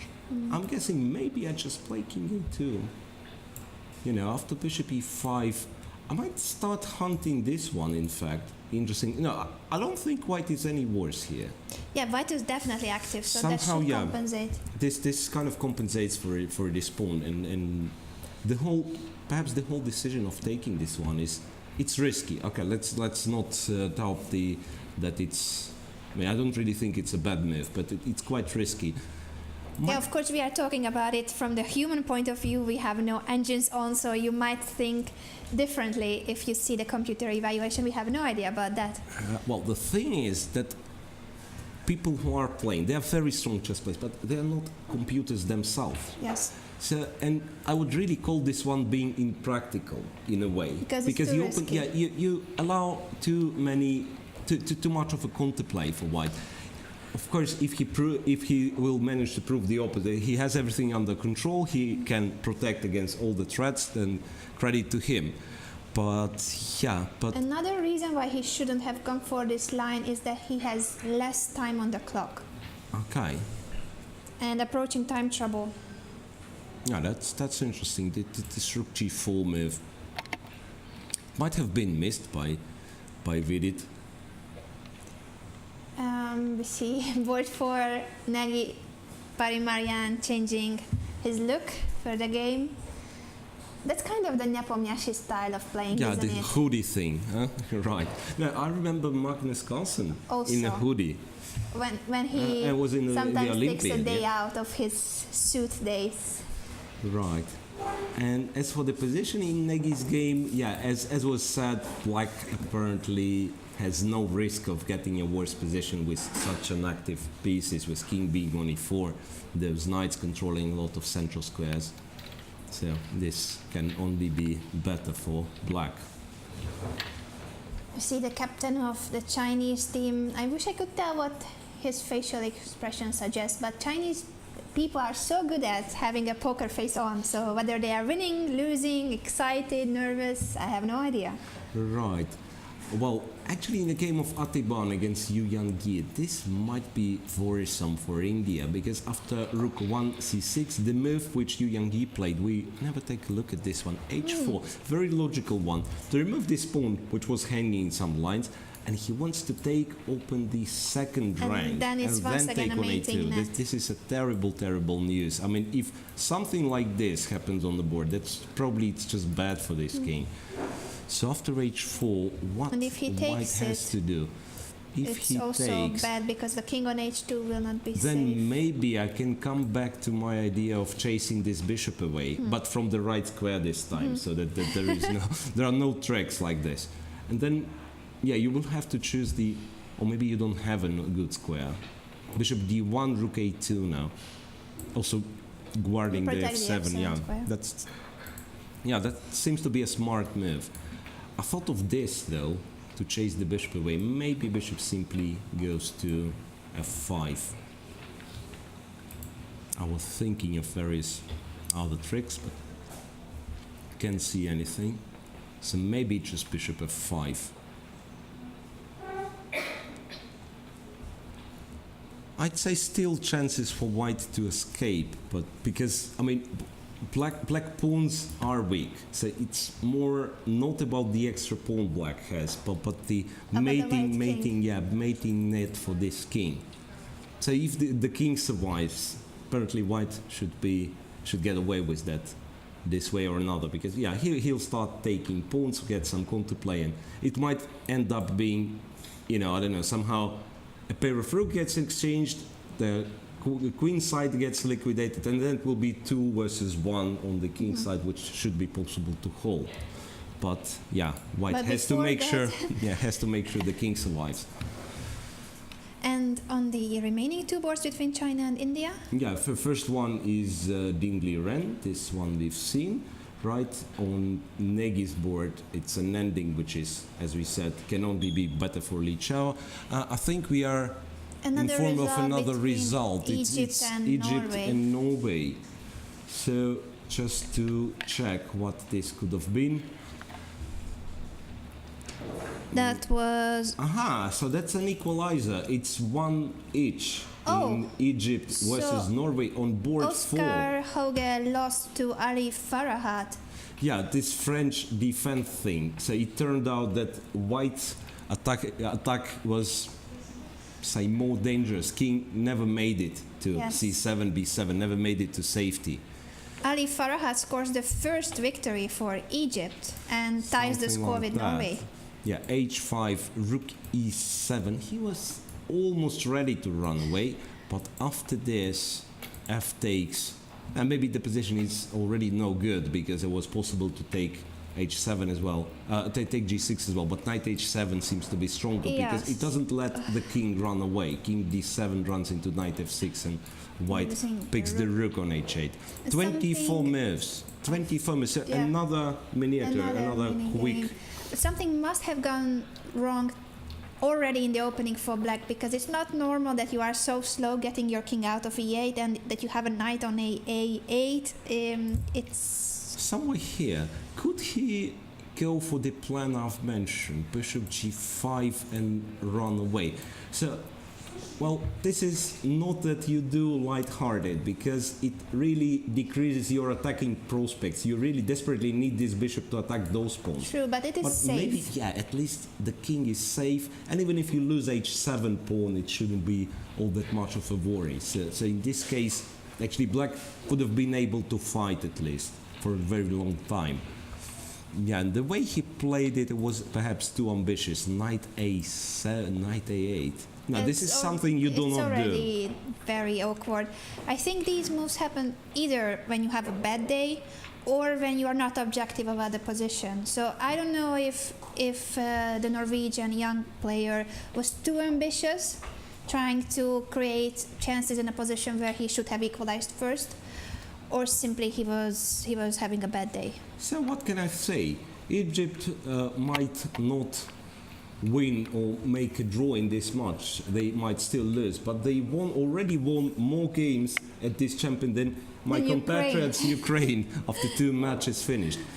Right, so that's nice. It's 1 each. So it's let's kudos to quickly- Egypt so far for the way they are fighting even without their top grandmasters. Here they are lacking the top 3 players of Egypt, unfortunately. So this is board 1. This is board 1. Arian Tari is to move and is 2 pawns up. Some things are hanging, but still should be good for white. So this is Norway's chance to take the lead in the match again. And on board 3, Norwegian player Johan Solomon with the white pieces. What's that? Hard to say. Still, if I will have to pick a side, apparently it will be white, because after rook takes, pawn takes, black does have pair of bishops, but 4 isolated pawns. 4 of them. in an endgame. Yeah, so should be somehow this way or another. I mean, it's not easy to get black here, because, say, bishop e3, he'll put the knight on d5, yes, some outposts for his pieces, let's say. But somehow it feels still that white should be somewhat better. Anyway, good fight from the Egyptians. Poland versus US really seems to be in control. Well, not really. At least I don't know. You I mean it really in depends. control of Poland, or Yeah, it's in control of Poland. It's +1 for them, and this they can't really lose. But now I'm thinking they cannot win this one either. Black is simply too active and a better structure, so this is a draw. And Bartel is a pawn down on the last board, so not without the chances to save. or even with the good chances to say save. But still, there is a chance for United States to save this one. Okay. How about Russia versus Turkey? Russia versus Turkey. Are has it there any changed? results? Are Well, there we any- saw a draw Yeah, on it's a board draw two. a long time ago. That's Svidler versus Sholak. After, Rook B1, B4 was played first by Dragan Sholak, so he gets even more control over the dark squares, and after Bishop D3, he eventually plays King D8. I like his idea. Bishop to F6, Bishop to D4. And all of a sudden, I mean, White King is super safe, let's say, with all those pawns. But this one is not bad either. I'm guessing it's quite solid for Sholak now. Unless White will find some way. Okay, if you ask me where you want this knight to be, and I have no answer, to be honest. I There's don't no know. clear There is no clear outpost for this knight. Yeah, and the second question would be how to get it there. I mean, Yes, first you I need to might create play- an outpost and then I might get claim I there. want it on c6 and I want your bishop away from d7, but how do you get on c6? No, really, so I'm thinking I can, for instance, remaneuver it to f3, and what's then? Black plays bishop f6, and then you have to maneuver the knight again. I feel like Peter Svidler is also not so happy about his position, so it turns out that Dragan Sholak managed to Knight to equalize c3. the position. And even though the king is on d8, it doesn't seem like you can take advantage of it immediately. Another factor is the h6 pawn that can be a weakness, but also the b2 pawn is a target, so they both have targets. Something Knight happened very c3, quickly. they've repeated moves. 21 minutes for Bishop. Svidler, 5.5 for Sholak, and they are repeating moves. So knight went to c3, bishop went to f6. So it's not necessarily it will be a repetition, but yeah, But could this be. position is already twice on the board. Now we shall see if Svidler wants more than a draw. Well, apparently he does, but does position offer a chance for more? I than mean, a from draw? this position, Yeah. of course, he would want more. Right. Well, checking the other games meanwhile. By the way, in the Russian team, how do they celebrate birthdays? Do you think they had a nice birthday party together with I all don't the players? think during the tournament. Or they yeah. don't get anything? Russians are known for, huge Seriousness. celebrations, but but seriousness during the. No, of course it's Only after the events. they it's do it. it's a lot at stake in this tournament for Russia. Basically, if they enter any kind of team event, it's for them it's the gold or anything else. nothing. Yeah, I mean it's basically it's place 3 or place 5. It's nice to be on pedestal, but it doesn't really matter as long as you don't take gold.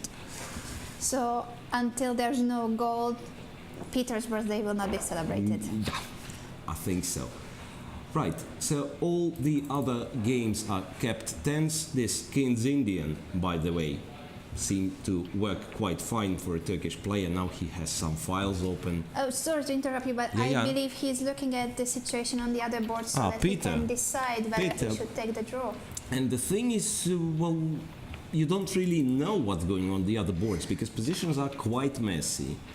And I think we can allow ourselves a little break and we will be back to see what's going to happen here. Because Hopefully, it's a critical moment. yeah, hopefully Peter will continue his game because, other two positions doesn't look all that clear. So it doesn't really seem So that we will Russia go on has an easy a very match. quick break so that we can inform you right after a few minutes what's happening in the match of Russia today.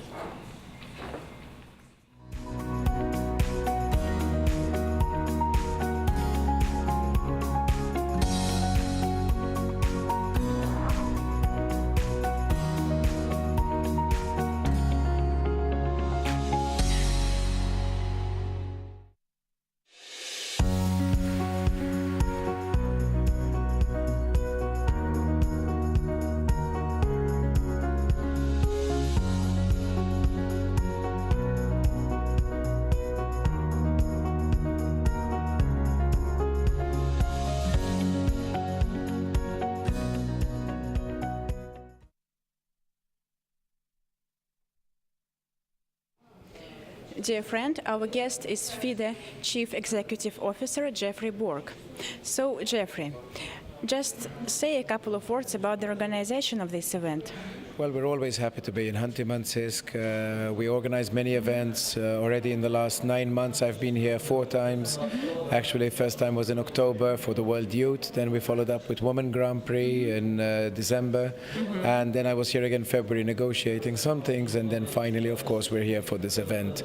Khanty-Masiysk has a big tradition of organizing events, a very experienced team, very easy to discuss and negotiate all ways of conditions and handling, from airport visas down to actually, the organization of the event itself.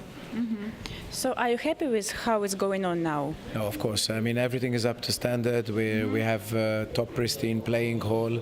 All the players are, let's say, sitting there. We have 80 players sitting inside the hall, absolutely comfortable. They have all the conditions around them, very nice hospitality. So, yes, of course, we are happy. And usually, what is the most peculiar things at which you pay the most attention before the event? Well, normally first I control the light. Light is one of the first things I check inside any playing hall around the world. So I'm looking at light, I'm looking at space, the seating of the players, facilities around, smoking, toilets, refreshments, accessibility, playing zone. Then of course we start looking at non-playing conditions such as hotel, visas, traveling, flights, arrivals, meet and greet, so lots of other factors. But the first level is the actual playing hall itself. There are very many interesting and strong players. So, whose style do you like most as a chess player? Well, normally I'm playing things such as the accelerated dragon, very aggressive systems.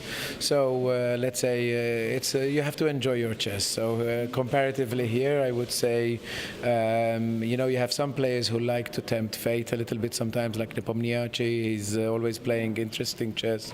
The Indian school is also playing quite aggressive chess as well, so very interesting. Each style today in chess, you need to be a complete player. I think whereas in the past you could have players like Ljubojevic, Velimirovic, Mikhail Tal, who had specific styles. Aggressive. Today, yes, aggressive. Today you look at the top chess players, even Nakamura has mellowed a little bit and has become a much more complete chess player. Kramnik, when he was younger, was playing, Semislav with d takes c4 and playing very aggressive. Today he's playing Berlin defense, very solid, and looking for what I call percentage chess. I mean, all of them are playing more like percentage chess, which means give me the opportunity, make some mistake, and I will try and exploit it. And I make +1, +2, +3 if you're really lucky. We can see from Stavanger right now, which is just recently concluded. It's a +3. Whereas Aronian was playing very interesting chess because he had that little extra. Let's say Kaisa was looking a little bit with a little bit more light onto him. He was playing a little bit more interesting chess.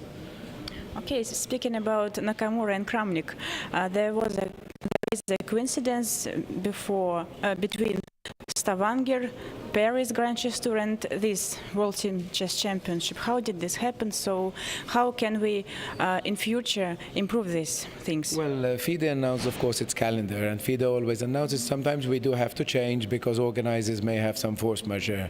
In this case, there was no such force majeure, but basically the other events came in at a time. They may have been negotiating with players, and it's only when FIDE announced that the Grand Chess Tour sort of came in and said, listen, guys, we do have a conflict. We've tried to solve. I spoke with a number of people, including St. Louis. We tried to move, but the calendars are so much really full all over. We talked to Russian Chess Federation again because Russian Chess Federation has its super finals.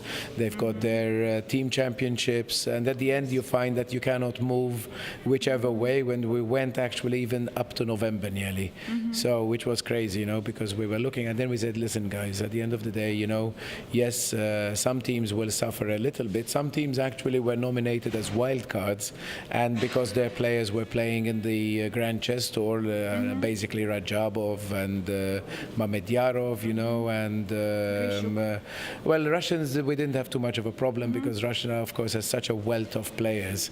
Yes. It wasn't too difficult for them, and you know, I mean, you have a lot of young players coming up like Matlakov and Fedosiev, so they gave the opportunity to these players to play. The problem is, of course, like Azerbaijan or Armenia, who depend a lot upon Mamedyarov or Aronian, they weren't comfortable with participating without their number one players. But again, of course, sometimes it's an opportunity in the World Team Championship to try, you know, and give the younger generation a chance. Yes. So we've seen this. I mean, India anyway, you know, it doesn't matter because normally Vishwanathan Anand is not playing with the national team. So here again, they have some of their top players, but Pentala is not playing. So Hari Krishna is not playing in Stavanger, but he's playing actually in Geneva Grand Prix, which starts very soon as well. In 2020, Khanty-Masiysk will host the World Olympiad. So, are there any preparations underway now? Yes, I mean, every time I visit, so this is, as I said, 4 visits in 9 months. Yes. Every time I visit, we discuss with the organizers, who is UGRA Chess Federation, together with ЮГРАМЕГАСПОRT. We discussed the developments yesterday again, and very briefly, I just discussed with the governor of Khanty-Mансийsk what's happening, and they are looking at purpose projects, which means, you know, specifically built mainly for this reason. They will continue to expand, you know, the hotel capacity that they have in Khanty-Mансийsk, and secondly, they will look at building a specific building simply for the event, which eventually, from legacy purposes, will be used as a multi-sports center. Thank you very much, Jeffrey. It's a pleasure, Good luck. always.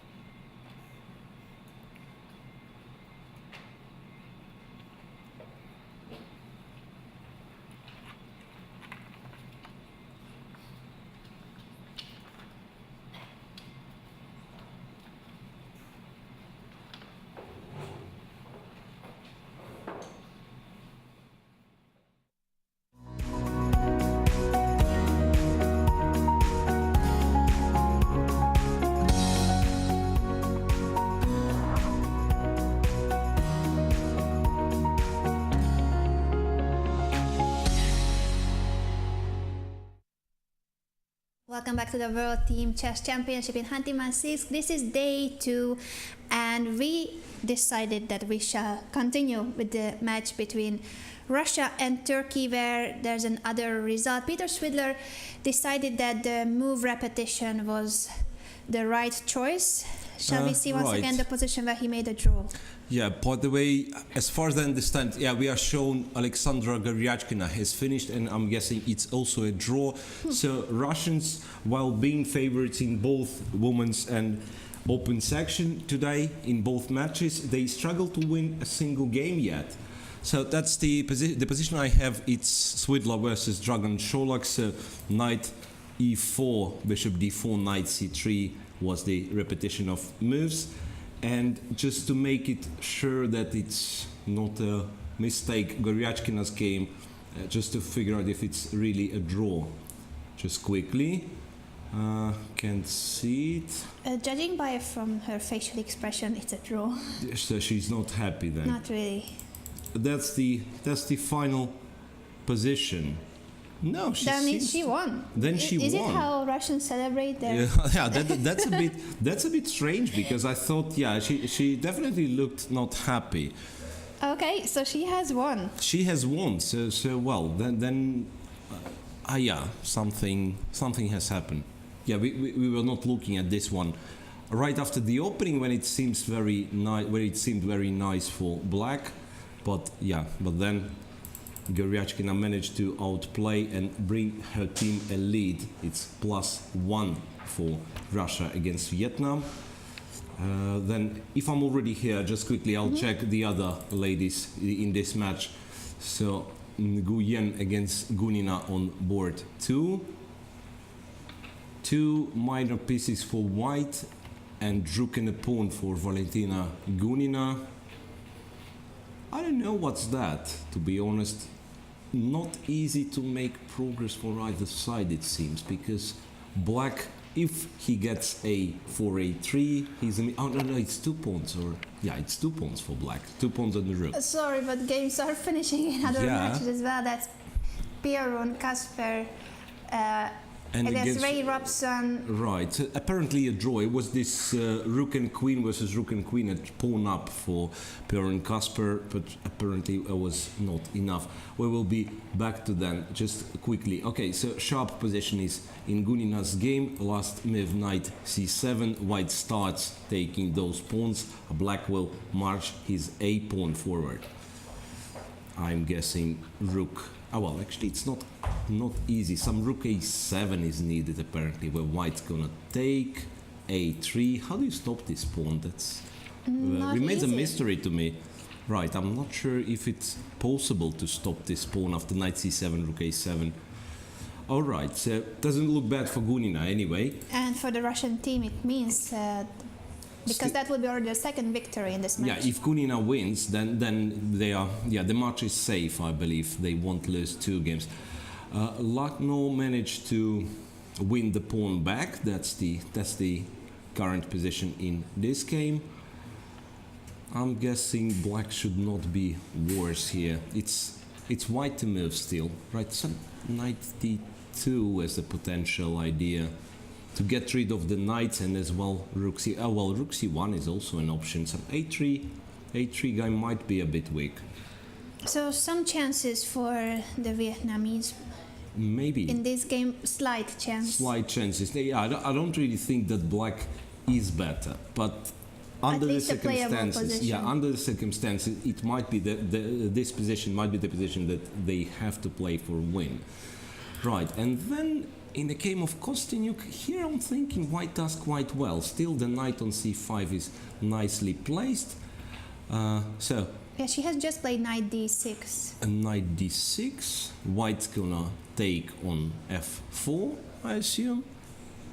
Yeah, and then we'll try to open up the king side with h4, g5. Yeah, c3 pawn is easily protected with this. Yeah, this seems to be comfortable for Vietnamese. If not for the loss on the last board, the match would have been just fine for them. Right, sharp position in Gunina's game, but 2 others are absolutely in control. Let's also evaluate the rest of the boards in the open section for Russia. Because Turkish team is really a surprise, right? So 4 draws yesterday against Ukraine. Now 2 draws on top boards, and especially this one Sholak with black against Peter Svedla. That's certainly an achievement for a Turkish player. And Peter was certainly not happy about the draw, but he felt like his position had nothing more than that. Yeah, well, I think Matlakov is no longer better, it seems, against Emre Can. Wasn't black better in this position when we looked at it? I thought we liked black. We thought, yeah, but yeah, at least Matlakov could play queen h4 and swap the queens. So without the queens, at least there is no danger for the king. That's the current position. One might be tempted with g5, but then knight h5 and knight will get to f4 sooner or later. I'm guessing. Okay, that's the Natalia only- Zhukova finished her game against Yeah. Dang Zhongyi. So And now we are receiving many new results. I think she lost. So it's a lead for China in a game of China versus Ukraine, in a match of China versus Ukraine. By the way, this is what happens in Matlakov's game now. Takes on h6. Well, still I don't see how white is planning to make progress after rook takes. That's a pin, but how to exploit it?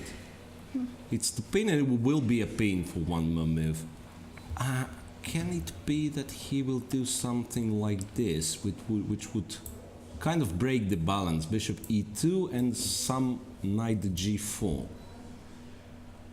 I know it's not clever. I mean, I cannot evaluate the position if the bishop moves and knight h6, but it fails completely after rook h8. If I take, it's a check, and then knight Painful takes check. h1. Yeah, that knight take h1. So this is not possible, at least now. Yeah, I don't see the way through.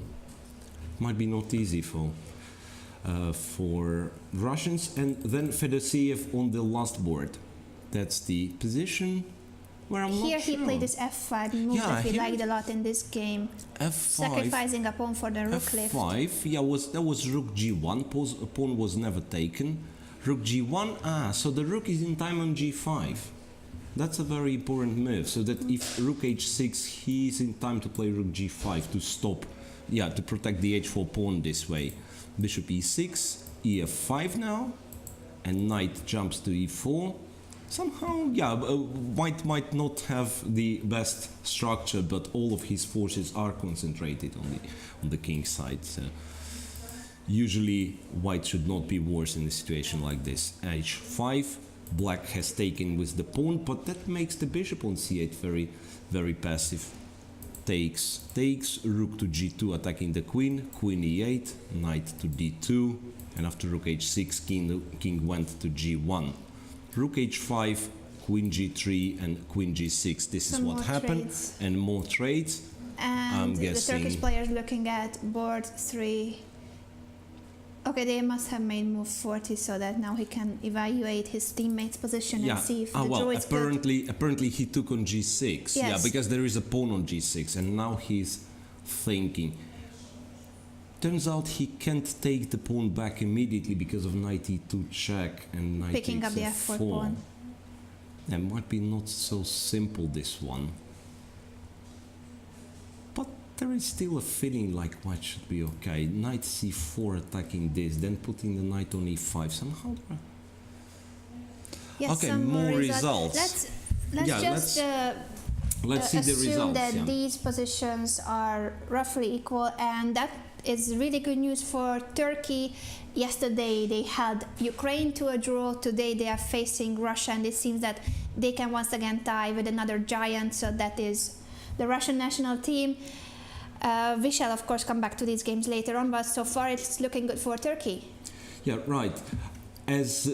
Well, let's check the results as we've seen. Perun Kasper, it's a draw against Ray Robson, which leaves Poland leading +1. But on the last game, on the last board, it seems Jeffrey Ksiong has got a chance against Mateusz Bartel, so there is a chance it will be 2-2.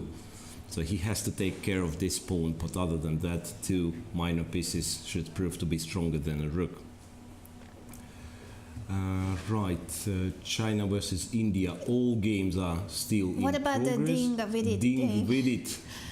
There are so many to keep an eye on. Again, some changes. So that's the current position. 3 moves to be made before they will reach the time control. Black is still a pawn up, but you know those pawns are not that easy to move forward. While White's a pawn might become a real force, White just played queen to d2, attacking the b4, which he can take, right? So this bishop secures the king in a way, so that there are no threats against this king. Rook h6 is always a motive, though. If you somehow place the queen wrongly, this way, Queen b7. queen here, I go rook b6, and then in case of queen b6, there is, I mean, it's a bit of a self-made, of course, but anyway. Yeah, queen f6 was played instead. Queen f6, so he wants b2 pawn. But that's the target that he should be attacking. Something will happen. And now, tricky him, he wants this check. King a2 was King played a2. by Dingley. King right? a2 after queen f6.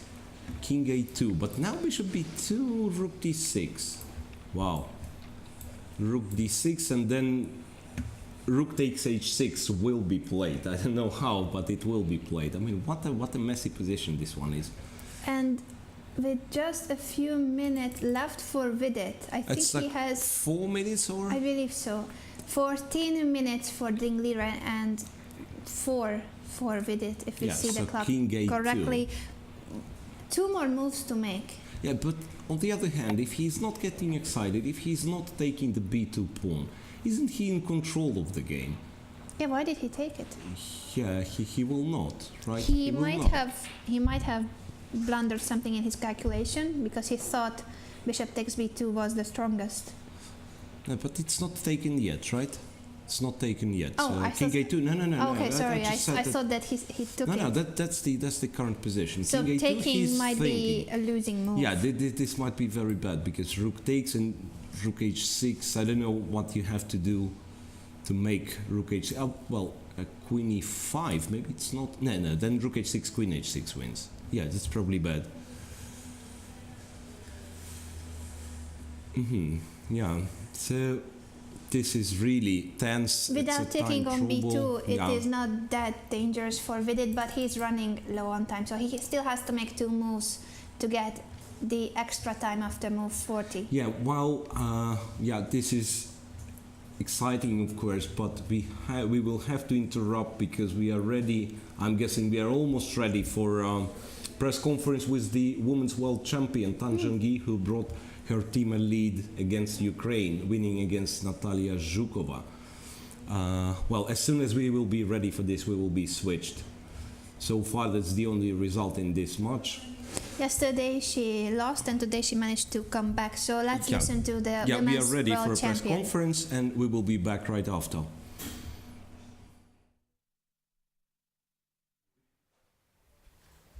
Dear chess friends, our press conference is the Women's World Chess Champion, Tan Zhengyi. She has won her game against Natalia Zhukova from Ukraine. So, Tan, my first question is, how did you manage to recover after your yesterday's loss and win such a bright game today? 问你怎么恢复过来的？就是昨天输了棋，今天怎么恢复过来，可以和茹科娃赢了这盘比赛？其实我觉得并没有恢复过来，不过可能下棋的时候就进入状态之后就没有想那么多。我现在下完棋之后，我依然觉得昨天的棋很懊恼。I think I didn't recover totally from yesterday's loss, but when I was playing with Zhukova, I totally concentrated on the chessboard. I didn't think much. I just want to play well the game. You are the world champion. How did your life change after you won the title? 你现在是世界女子冠军，你拿到这个称号以后，你感觉对于你的生活有什么变化没有？我觉得没有什么特别的变化，还是照常。I think my life didn't change much. I lived my life as usual. We don't know much about you. Are you studying somewhere or are you only concentrated on chess? 我们对你不是特别了解，想问一下，你现在是专心下比赛，下国际象棋呢，还是你有去学校进修？我在13年的时候，大学已经毕业了，然后我考虑过进修的问题，但是我们中国的一些制度上，就是我有一些困难，但是我不会放弃学业上的这个进修。I graduated from the university in 2013, and after this, I considered to study for my postgraduate degree, but there are some difficulties at that time. But I will not give up on my study. I'm thinking about to study more. And speaking about the future World Chess Championship match, you are going to play against your competitor Du Wenjun. And what score do you have between each other? 因为明年知道你要和你的同胞居文君下女子锦标赛对抗赛，你和居文君以前的战绩怎么样？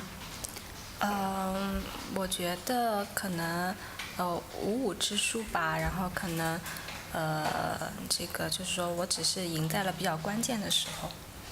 I think the winning chance or against Ju Wenjun is a half.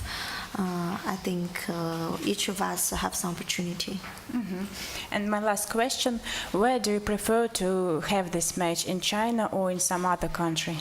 你们有想这个比赛是在中国举行呢，还是你们也想就是这个比赛的举办地在其他的国家？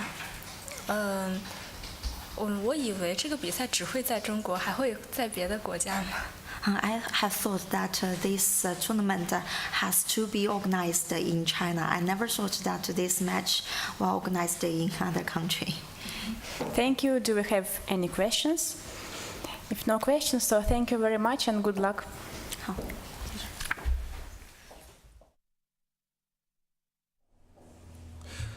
Welcome back, dear friends. Yeah, the press conference proved to be a very short one, so I'm back, or we are back. Anna is joining. Yeah, I'm back to a match of Russia versus Turkey in the open section, where on board 3 something extraordinary has happened. Maxim Matlakov managed to find a way to break through, and now the position is totally unbalanced, with apparently both players being very short on time. That was the position we looked at, and then f4 followed, using the fact that the knight is pinned.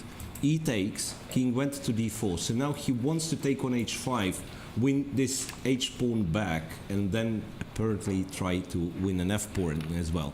Bishop takes, knight takes, and Turkish player came up with this, knight g3. Rook takes, knight e2.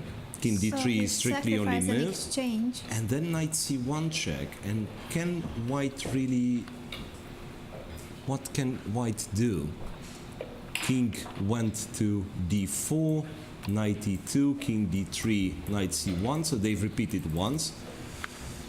So the point of Emre Can with this sacrifice is that thanks to these checks, the white king can never abandon the c4 knight. So can this be the idea? I don't really understand what's going to happen in this case. King d2, but rook c4, and there is a check here. So winning the b7 knight. Yes, So that I don't really that is a don't very really good see. point. Don't really see because yeah. Wait, check here. Rook takes, check, and yeah, and he's gonna take the knight on b7. That's important. I don't see Because I thought any reason why not. first I thought something like rook c1, which is absolutely unclear. Black will play knight c5. He has 2 passed pawns. The king is active, but yeah, but simple rook takes b7. He has this move. I thought the knight is trapped, but yeah, it's far from being clear, because then it's b3, knight gets away, rook c2 is possible. No, black is perfectly in the game still. So this is a very interesting exchange sacrifice by the Turkish player. He sacrifices his rook for a piece and 2 pawns potentially. So this, a check. Yeah, another result apparently. I think It's Georgia it's a versus claim. Poland. I think Possibly- Joanna Maidan is either claiming repetition. That's the last port, I'm guessing. It might be a 3/4 repetition and she's claiming a draw. Just to quickly, any results in this one? Not really. It was a very tough match which we were not mentioning at all. Russia By the way, in women's section, as I browse through the games, Russia leads 2-0. Valentina Gunina has won. So apparently they will win the match now. And this is Poland, Georgia we are talking about. Last board, Joanna Maidan. Zagnidze is absolutely winning on board 1, and the last board, I don't know what happens. That's the position. It must have been move 40, and then Somebody might have something lost with on the time. clock. Something with the clock, apparently. Yeah. It might be the case that Salome Melia lost on time if she didn't realize that she did not make it. But it to move seems, 40. yeah, I mean, if you lose on time, you sign the score sheet and leave disappointed. But there is something with the clock, apparently. There is something with the clock, apparently. Sometimes what happens in very few cases that the clock adds already the extra half an hour. You and mean so like... you believe the clock and you don't think that you still have to make one more move. Yeah, this is... But judging on the situation, I think they try to readjust the clock, so apparently it won't be a loss, and the game itself is not finished, it seems. I'm still not sure, though. The position shall see remains what happens. untouched, so we don't know we don't have the update on the result. Yeah, the match itself is absolutely unclear, it seems. Patsiashvili has a very bad position on board 3. Yesterday she won a lost position with a piece down, and today seems like she cannot be lucky twice. Okay, Zagnidze though is apparently winning. Yeah, it's a very, very tight match again. It can be anything. So shall I go back to I'm still curious about what's Russia? happening Yeah, on let's keep a this camera board. here. Let's keep a camera here, and I will see what happens in Matlakov's game against Emre Can. Nothing will happen because they've reached move 40, and obviously They Matlakov start has thinking. extra half an hour to decide if he wants to repeat the moves. It's still, it is a threefold. Look, after, so it's move number 37 and knight c1, then it was move number 39, and maybe his objective was to reach move 40, but now he has the only legal move available in the position, and after king d3, knight c1 repetition can be... Yeah, I mean, sorry can that be I'm claimed. interrupting Yeah. you, but what's happening on the camera is that I think she's claiming victory because of not making move 40. I believe that what she's claiming that Melia Salome hasn't made move 40, and they are checking on the clock how many times it has been pushed. Yeah, meanwhile this one is a is draw. finished, so it's 3 draws for Turkey and only 1 game in progress, which is Fedoseyev's game on the last board. Fedoseyev with black against Wahab Shanal. Is there any chance for Russia? Because this will be, this will be a bit of embarrassment for them not to win against Turkey, but I don't really think it will be that easy. Knight d5 though. Knight d5 is a little bit surprising move. Knight e7 is what he wants to play. Okay, that will be really, really an achievement for Turkish team to hold powerful Russia for a draw. But again, they've reached move 40, so let's figure out what goes on in this, what happened in this game. No Between result Poland and yet. Georgia. No result yet. Now this is clearly a confusion about reaching move 40. Or not, yeah. What we are shown is a game between China and India. Behind them, I still see them, and I think now there will be a decision about the game.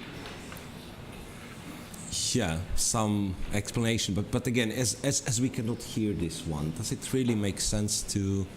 Yeah, we will understand the decision later, I believe.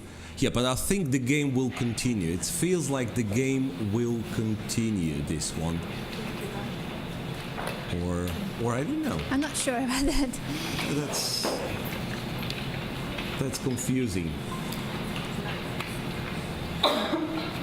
I wish it was the only game we had, so that we could Let's fully move on to concentrate on another this one, and then we will see what was the decision.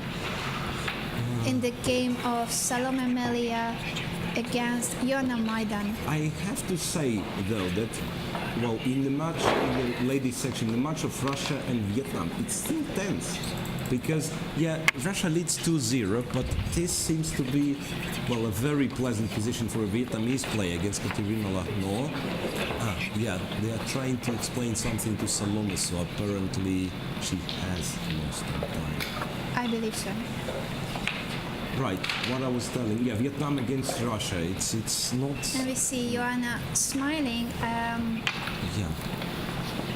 Later we will of course try to learn all the details from the chief arbiter what happened in this game. Yeah, let's wait for this result to become official at least. Okay, so as I said, Russia against Vietnam is not that clear because this looks, okay, it's an extra pawn for black, 3 passed pawns, so Lachno is certainly in danger. I would not claim any other thing, but she's certainly in danger. And Kostyniuk might still have some problems. Vietnam still has a theoretical chance at least to tie the match against Russia in the women's section. And what's in the open section? Because it's already 3 draws for Turkey and for Turkey and Russia, and on board 4, Fedoseyev's game against Wahab Shanal, King G7, Knight C4. What's all that? Black is a pawn up, but too many things attacked. It's C7 is hanging, A5 is hanging, and Knight E7 is a threat. Knight E5 is a threat. It can be that White simply has enough counterplay for this pawn, or simply gets the pawn back. This is the only game remaining in the match of Russia. And so you can see how tough Turkish team is. Once again holding a giant yesterday, as we mentioned, draw against Ukraine. Today putting up such effort against the Russian team. They will probably once again make 4 draws. Yeah, this looks like. Right, and China against India, this is what we have to check. They've reached the time control, I believe. Ding Liren against Vidit. Yeah, they've reached the time control. That's the position, and it's still very, very tense. So the case is that now it's material equality, but White's pieces are more active, and the king on h7 is suffering a lot more than the king on a2. Yeah, right. But on the other hand, yeah, look. Pieces are coming off of the board. Black will exchange, will kill queen f8, and then I'm not claiming White is winning. Yeah, simply, I'm trying to understand. Pressing. Yeah, I'm trying to understand what to do here, for instance. What White's supposed to do here? Because if you trade the queens, those pawns will start running, and it's not clear whose bishop is better, right? White's on d5 in this case, or black's on e5. So you probably play something like queen b7 and try to move the h pawn. Maybe this is, or the a pawn. Maybe this is what you should do. Okay. Anyway, I mean, it's not clear at all. What does look clear is that Atiban is in a real trouble. Probably just lost. So 2 pawns down. King is again not safe. King g3 and black's to move. Black can play something like rook f5, already threatening to cut this king to the edge of the board. Apparently Yu Yang-yi will be... Adiban is not doing very well in this competition, unfortunately for India. Right, then Wei against Krishnan Sashikiran just reached move 40, and just realized that this rook is trapped on h4. I don't know how this could have happened, but some moves back in a time trouble. Rook went to h5. I don't know why this rook went to h5. g4, oops, and king g2. Yeah, there was already no way back after g4. Yeah, and then he took here, king g3, everything seems forced, g5, knight g2, rook is trapped. After bishop d6, there is f4, and the rook will be taken. So it's going to be an exchange up for Wei Yi against Sasikiran. Good news for the Chinese team. On board 2 and board 3, it seems that they are winning. Yeah, even though looking at this hand, it might be not that simple. Say I'm taking, then I should play a clever move like, can it be this, for instance, so that after knight h4, this might not be hopeless, in fact, but I wanted to make this work. Bishop f4. Now, if you move the king somewhere, I just want take to the go to knight. That's f3. great. Yeah, so you want to go to f3, and then I thought, can it be that d3 is gonna work, so that when you take it c2, Knight g2. if knight g2, I thought for bishop d2, but no, but this can't work simply. Then it's a check, king goes, and knight to e1, and that's it. Right, so perhaps Wei has everything under control, so that already would mean Yu Yang plus has 2. finished his game Yeah. already against Adiban, so that's the first victory for China in a tough match against India. India is not being very lucky so far in the tournament. Nana Zagnidze finishes her game against Monika Szotko. She has won, that's I'm sure, she has won. Can we see if there are new moves on board yeah. 4 so that the Yeah, game continued? we can check this one. Where is it? Nana Board 4 Zagnidze, between yeah. Poland and Georgia. Right, so Nana Zagnidze has won her game, and on board 4, there are new moves. Okay, Move so she did not 41. lose on time. She did not lose on time. Queen d2, queen takes d2 was the move which caused confusion. If the bishop takes, she might as well lose on the position because white is 2 pawns up. So You are saying that Joanna shouldn't have claimed anything about the clock. But we don't know what happened actually, don't so we know, shall ask yeah. the chief arbiter. we don't know, but yeah, this does look like white has all the winning chances. One pair of rooks will come off, after which the king is not in danger. Yeah, white should be winning simply. So this will be an equalizer for Poland, which will leave this match tied 1-1 on board 3. But Batsiashvili, as I said, seems in a very bad position. Okay, this c7 pawn is a bit threatening, but how about 3 black pawns on the king side? Yeah, I can imagine, for instance, in some way, I don't know if it's possible, you go knight b5 and knight a7, and meantime black will push, and then after knight a7 black simply takes c7, goes g3. It still can be winning for Giving black. up her rook. They're giving the rook, but in fact after knight b5 there is rook e2 threatening rook e1. So you're simply unable to do anything, and then rook takes c7. Batsiashvili doesn't seem to be in her best shape yesterday. She was in a last position that somehow she managed to win with the piece down, but today she's losing against Claudia Coulomb, which will mean that it could be a victory for Poland, depends on board 2. And then on board 2, Bella Hotenashvili is a pawn up. And no, not only that, wait, it's a piece up as for the moment. Certainly. G5 or what? King G1 was the last move. Oh, it is black to move. It's black to move, yeah. Yeah, well, I was puzzled a bit, yeah, but it's black to move, so it should be. I mean, if first of all, I should be able to save the piece. That's one thing. But even if I'm not, what's the problem? No, this is winning. Then what we are talking about could be Can four be deciding games and a draw as the result of the match. Fighting chess. Yeah, that's fighting chess. Wasn't it the same yesterday, or there were two draws for? Yeah, there were two draws for Georgia. They exchanged victory on first and last boards. Yeah, but there was two draws on board 2 and 3. Yeah, Bella Hotenashvili meanwhile has played something. Exchange It's queens somehow. yeah, I don't know. Yeah, it was a check, queen to g2, or bishop to g2. Well, no, that's just a piece down. There's nothing to look at. Bishop g2, and it's a time to resign. To be honest, g takes f6. Okay. But yes, it's just simply a piece down for Jolanta Zawadzka. So most likely it will be 2-2. But I'm wondering. Imagine a situation where by some miracle, Salome Melia will save this one. So after this claim and arbitr's decision that the game should continue, and all of a sudden somehow Black will save this position. So imagine the disappointment of Polish players in this case. Yeah, well, let's hope that it won't depend on the decision of outsiders. It should be Yeah. decided on the boards.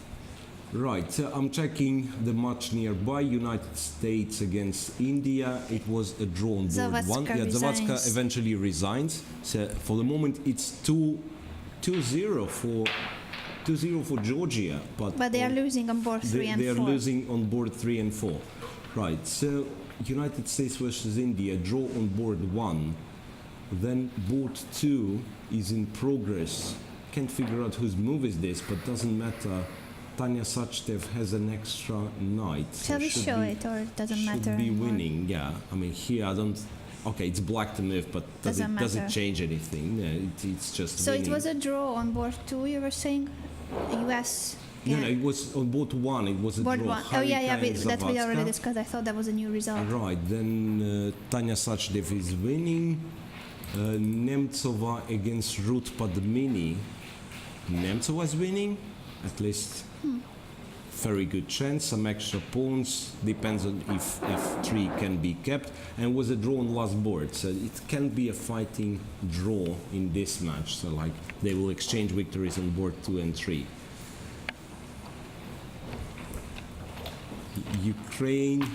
Ukrainian ladies will probably lose to China. It's 1-0 in China's... No, it's more. There are more results. Zhukova has lost, that I remember, and it was a draw on board 1.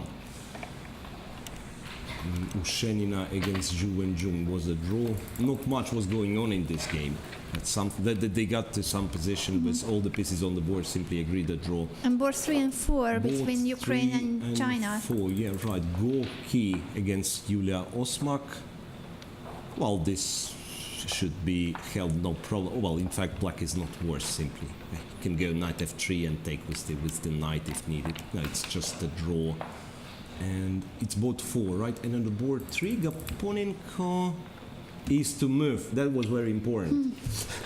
That was very important. Gaponenko is to move. It's completely winning position. up. It's a completely winning position. So she for will Nina equalize the Gaponenko. score. Yeah, so that will mean, if everything will finish as we think it will, that will be 2-2, thanks to Ina Gaponenko's victory.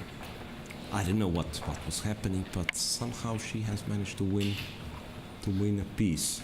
So both the Chinese team and the Georgian team, two of the clear favorites, are still not getting their team victory yet. What puzzles me a bit, why Gaponenko is thinking in this position. When this is what you call being impractical, because you play any move, this, then you make sure everything's protected. But not spend, okay, you are free to spend time anyway. On 30 seconds, on 5 seconds increment, you win this one. It's just absolutely winning position. Yeah. So that will be not such a bad result for the Ukraine. Knowing how the match has started for them, so that Zhukova has lost. Okay, back to... Let's go back to the open section. The game between Ding and Vidit. Yeah, let's check the results all First. together. Yes, no results in India, China. No, Atiban has lost already, right? Vidit and Ding Liren. Still, the queens are kept on the board. So again, can be anything. It feels like, even though there is a feeling.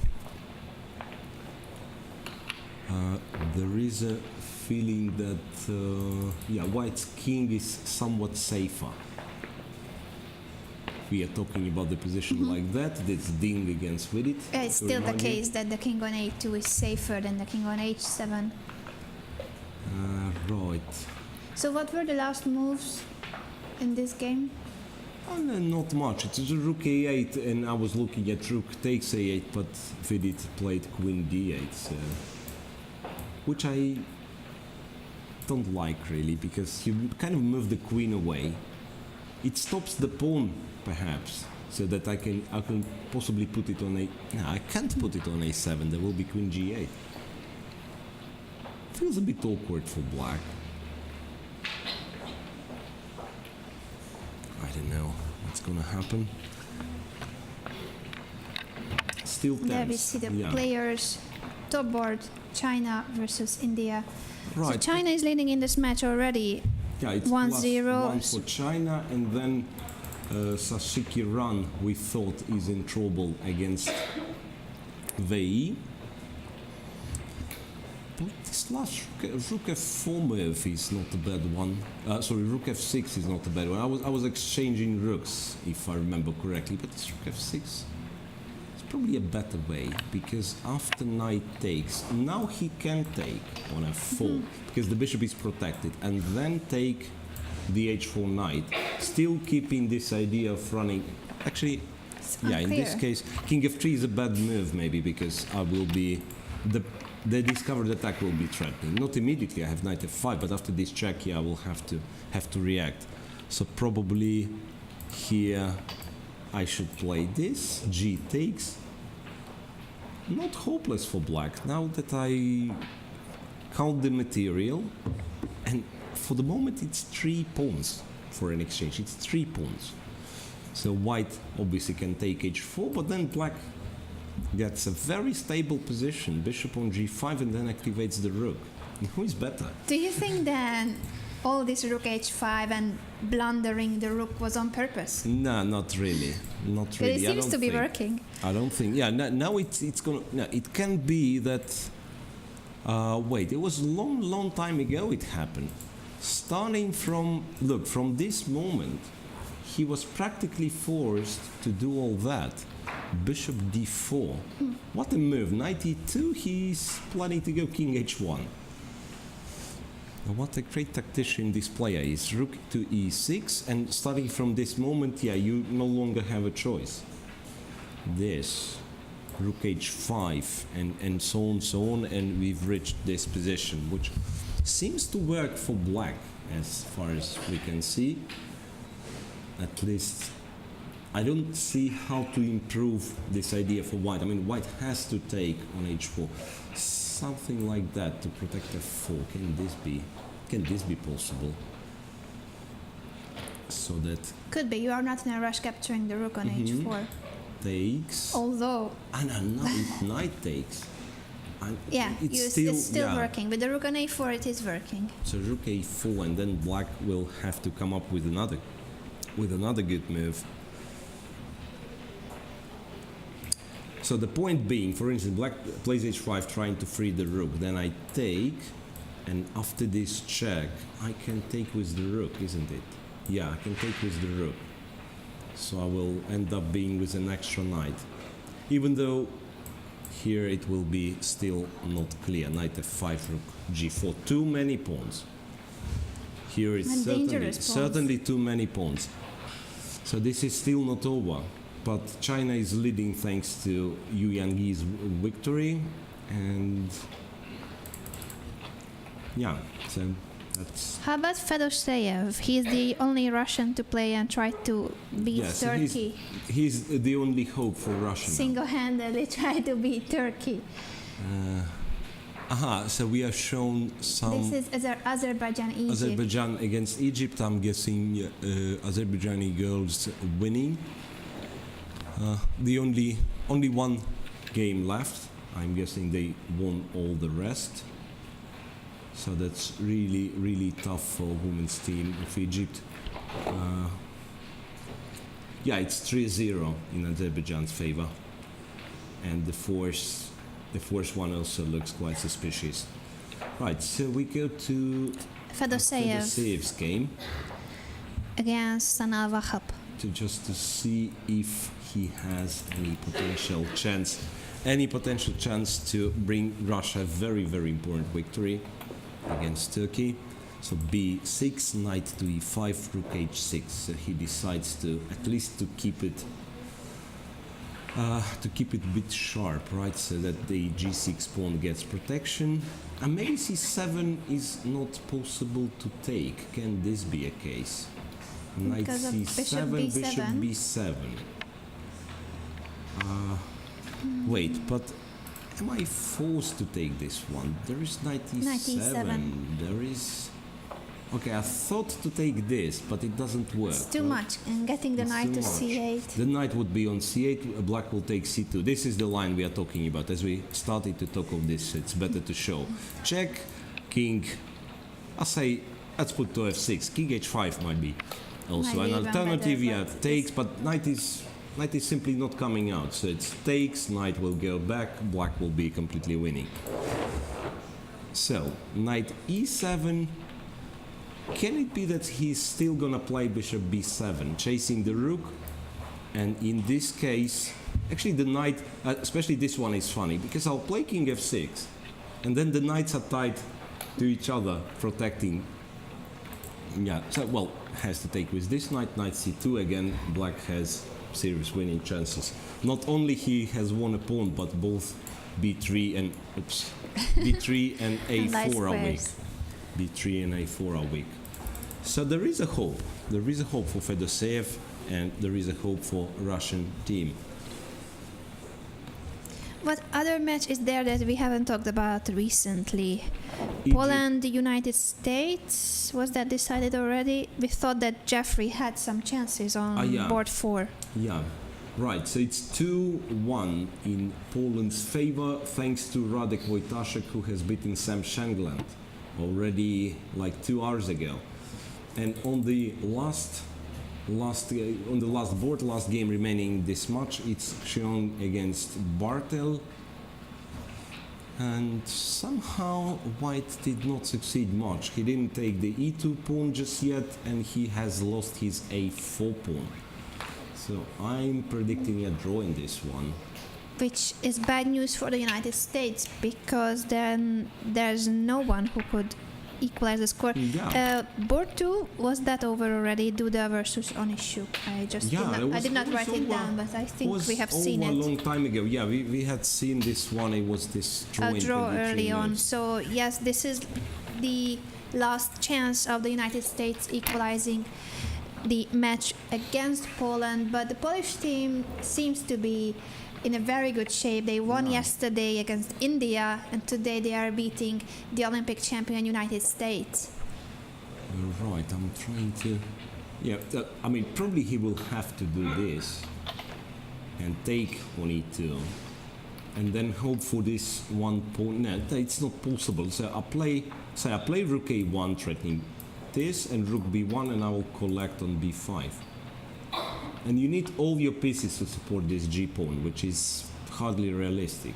So that's, let's say, a desperate try to do something like this, king to f5, f6, and try to promote the g-pawn, but Albert will run quickly, this A guy. King f5, this, well, it's a fantasy line which never gonna happen, but even here it seems to work for black. You would need a light squared bishop, then it would be better. Yeah, so king f6, for instance, now not a3 because of knight. Actually, I can play knight c6, some rook d5, attacking the bishop, giving a check. Yeah, this way, if you insist on trying for win with white, you might as well lose. So simply those pawns will go too far. Right. What other games are there that we still need to mention? So the only match that has completely finished Is Ukraine in the open against, section, yeah, Belarus, Ukraine, 2-2, 2-2. 4 draws. Right. Norway and Egypt. Did we check this one? We only saw that there were two decisive results. Yeah. Urkedal won for Norway, and Farahat on board 4 beat Lars Oskar Hauge. Yep. 2 others are in progress. Still, nothing is clear. I think Norway is better on board 3, and apparently he is better as well on board 1, but nothing Shall we is clear show yet. the positions? Yeah, let's show Aryan Tari's position against Hisham Abdelrahman. That's the one. At some point it looked Remember? Hersham Abdelrahman is the player who made a draw yesterday against Jan Nepomniachtchi. Ah, yeah, right. And today, yeah, he's playing with, okay, I mean, not that high rated, but higher rated than him anyway, Aryan Tari. And one of Norwegian hope talents. of Norwegian Yeah. chess. So I don't know what has happened here, because at some point it looked like it's just there was some extra pawns for white and similarly no compensation for black. Bishop b7, bishop d5, I don't know, he must have overlooked something. Rook g7, g4, king g3, e5. Aha, blundered this thing. Oh, E takes, knight takes, rook g7, knight d2, and a5. So 3 pawns he for an blundered an exchange. exchange. Yeah, 3 pawns for an exchange. Still, white is superior, but it won't be easy to win In due the to position limited where material. he blundered, was he forced into this line, or he just No, didn't not see it? really, not really. I'm guessing over here, g2 was hanging. Could he play f3? Probably he could. By the way, I can see from a camera view, Gaponenko has won, so it's an equal score in Ukraine. Yeah, she had China. a piece up, so it's not a surprise that An she equal won her score in game. Ukraine-China with only 1 game in play, which is a completely drawish position, I believe. Yeah, over here, I'm guessing Tari could play f2, f3. And then the knight is hanging. Knight g2. Maybe it wasn't all that clear. I thought rook g4, but it's not billion extra pawns. I mean, I'm giving my pawns away. Yeah, maybe it's not that simple. So Anyway. maybe he did this on purpose. He gave up the exchange. That's right, just to make his king safe. Yeah, b3. But now, yeah, rook is one tricky piece. So something like a4, just to probably to get rid of these pawns and then start Collecting the pawns. Okay, at least try to collect Knight the pawns. C3. If knight c3 pursued this knight with rook c6, you have to get the rook as active as possible and then see what happens. Yeah, somehow otherwise, maybe a4, not that I like this move, but otherwise it's not easy to get this rook in. So at least after a4, if white takes, then rook a7. I would gladly keep this one as a potential passed pawn. Can I do this all of a sudden? And my point is let's say white doesn't really react to this. I'm guessing this might be a very good chance for a draw. So takes, a check, and then this a pawn is running, and probably will cost white a piece. So it's still not over. This could end up in a draw. What about the other game? And the other one is on board Johan 3. Salomon versus Moheb Amir. That's the current one. Remember that's the game where black had a lot of weak pawns. Yeah, there was this position with a lot of weak pawns for black, but now it doesn't look all that hopeless. Some of them got exchanged, and still white who is better apparently, but I don't really think. That's actually finishing her game, which must have been a resignation from the Georgian. Yeah, most likely. So it's. Although yesterday she was a piece up and she won, so we better you check. can never know with So we better with her. check. She might be tricky. Yeah, she probably did resign. Yeah, it does look. I mean, the final position, there is no result just yet, but she did resign because it's. So this is the curious case where Georgia was leading 2-0 against Poland, but they are losing on the remaining 2 games. So that is, it is likely that will end up likely to be as a tie. a draw in the match without a single draw in the board any result. games. Yeah. So we are back to Ariane Norway Taria versus Egypt. or Johan Salomon. I'm not sure which one we're gonna check. Knight g3, knight to d2. Yeah, due to limited material, I would claim that it's not easy for white to win something like that. I mean, say you go bishop e3, and you might even win e4 pawn. I don't know what I should be doing here. But even this, I don't know, king That's stupid, self-pinning. Anyway, takes, knight e4, a check, and king g6 for him. This also won't be easy to win because b4 is somewhat weak, so is c6. Those two are likely to come off, and then a good chance black will be able to trade the bishop and the pawn for white's 2 pawns, which is enough to achieve a draw. Right, so Egypt is putting a good fight, and they do have a chance for a first match point today. They could tie the score with Norway, which is a good result for the Egyptian team. They are the lowest rated team, and even between Norway and Egypt, there are a couple of hundred points difference in rating. Well, we kind of forgotten about the match of Russian ladies against Vietnam when we've seen Russia taking a comfortable +2 lead. Yeah, they were leading to it's quite 0. Yeah, it's quite tricky, in fact, because that's board 2. Katerina Lachno, I think she finds herself in a really big trouble. Just look at black pieces. You know, black controls everything, it seems. It's a pawn up for black. Lot of passed pawns, and if needed, this king can go back to collect f7. This is looking really bad for Katerina. This probably is objectively lost for Lachno. I don't know how the game is going to finish, but it does look lost for white. So it will all depend on Kostyuk, same as yesterday. But yesterday she was comfortable. It was already Could have been a draw or victory. It was 2-1 and she was playing, but her position was absolutely comfortable. Today, I'm not sure we can say so, because now it's definitely white who is trying. I don't know, I mean, if he will succeed here, but it's definitely white who is trying to play for a win. So incredible comeback by the Vietnamese ladies after 2-0, losing the match, and they might fight back on board 1 and 2, being lower rated players. Yeah, absolutely.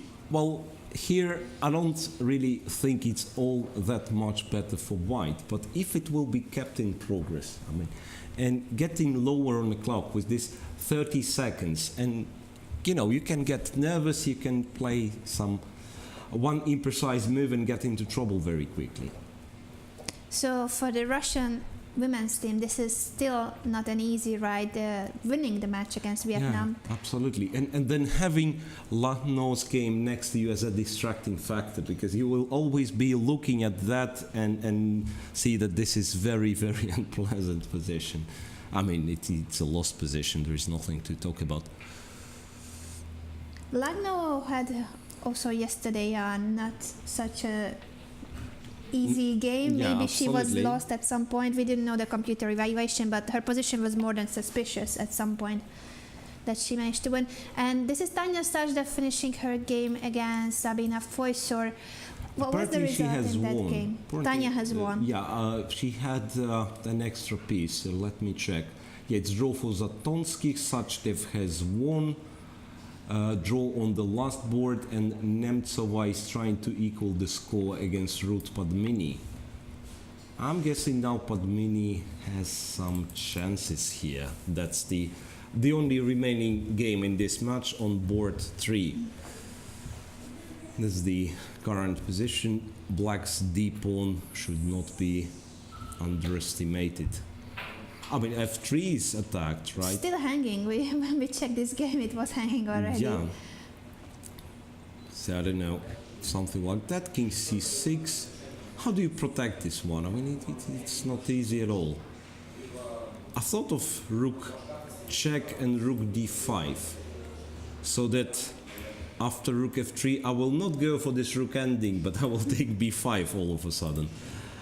The problem is, though, that after rook d5, probably king comes back to c6. Probably king will go back, so that then perhaps rook c5 was played. Perhaps the only chance would be to actually go to d8. And this might be this rook ending after all. Rook takes f3, knight d4, knight d4, rook d4. Where I'm not sure if it's winning, with the king being cut on the... no, it is winning. King will go all the way here. yeah, should be winning anyway.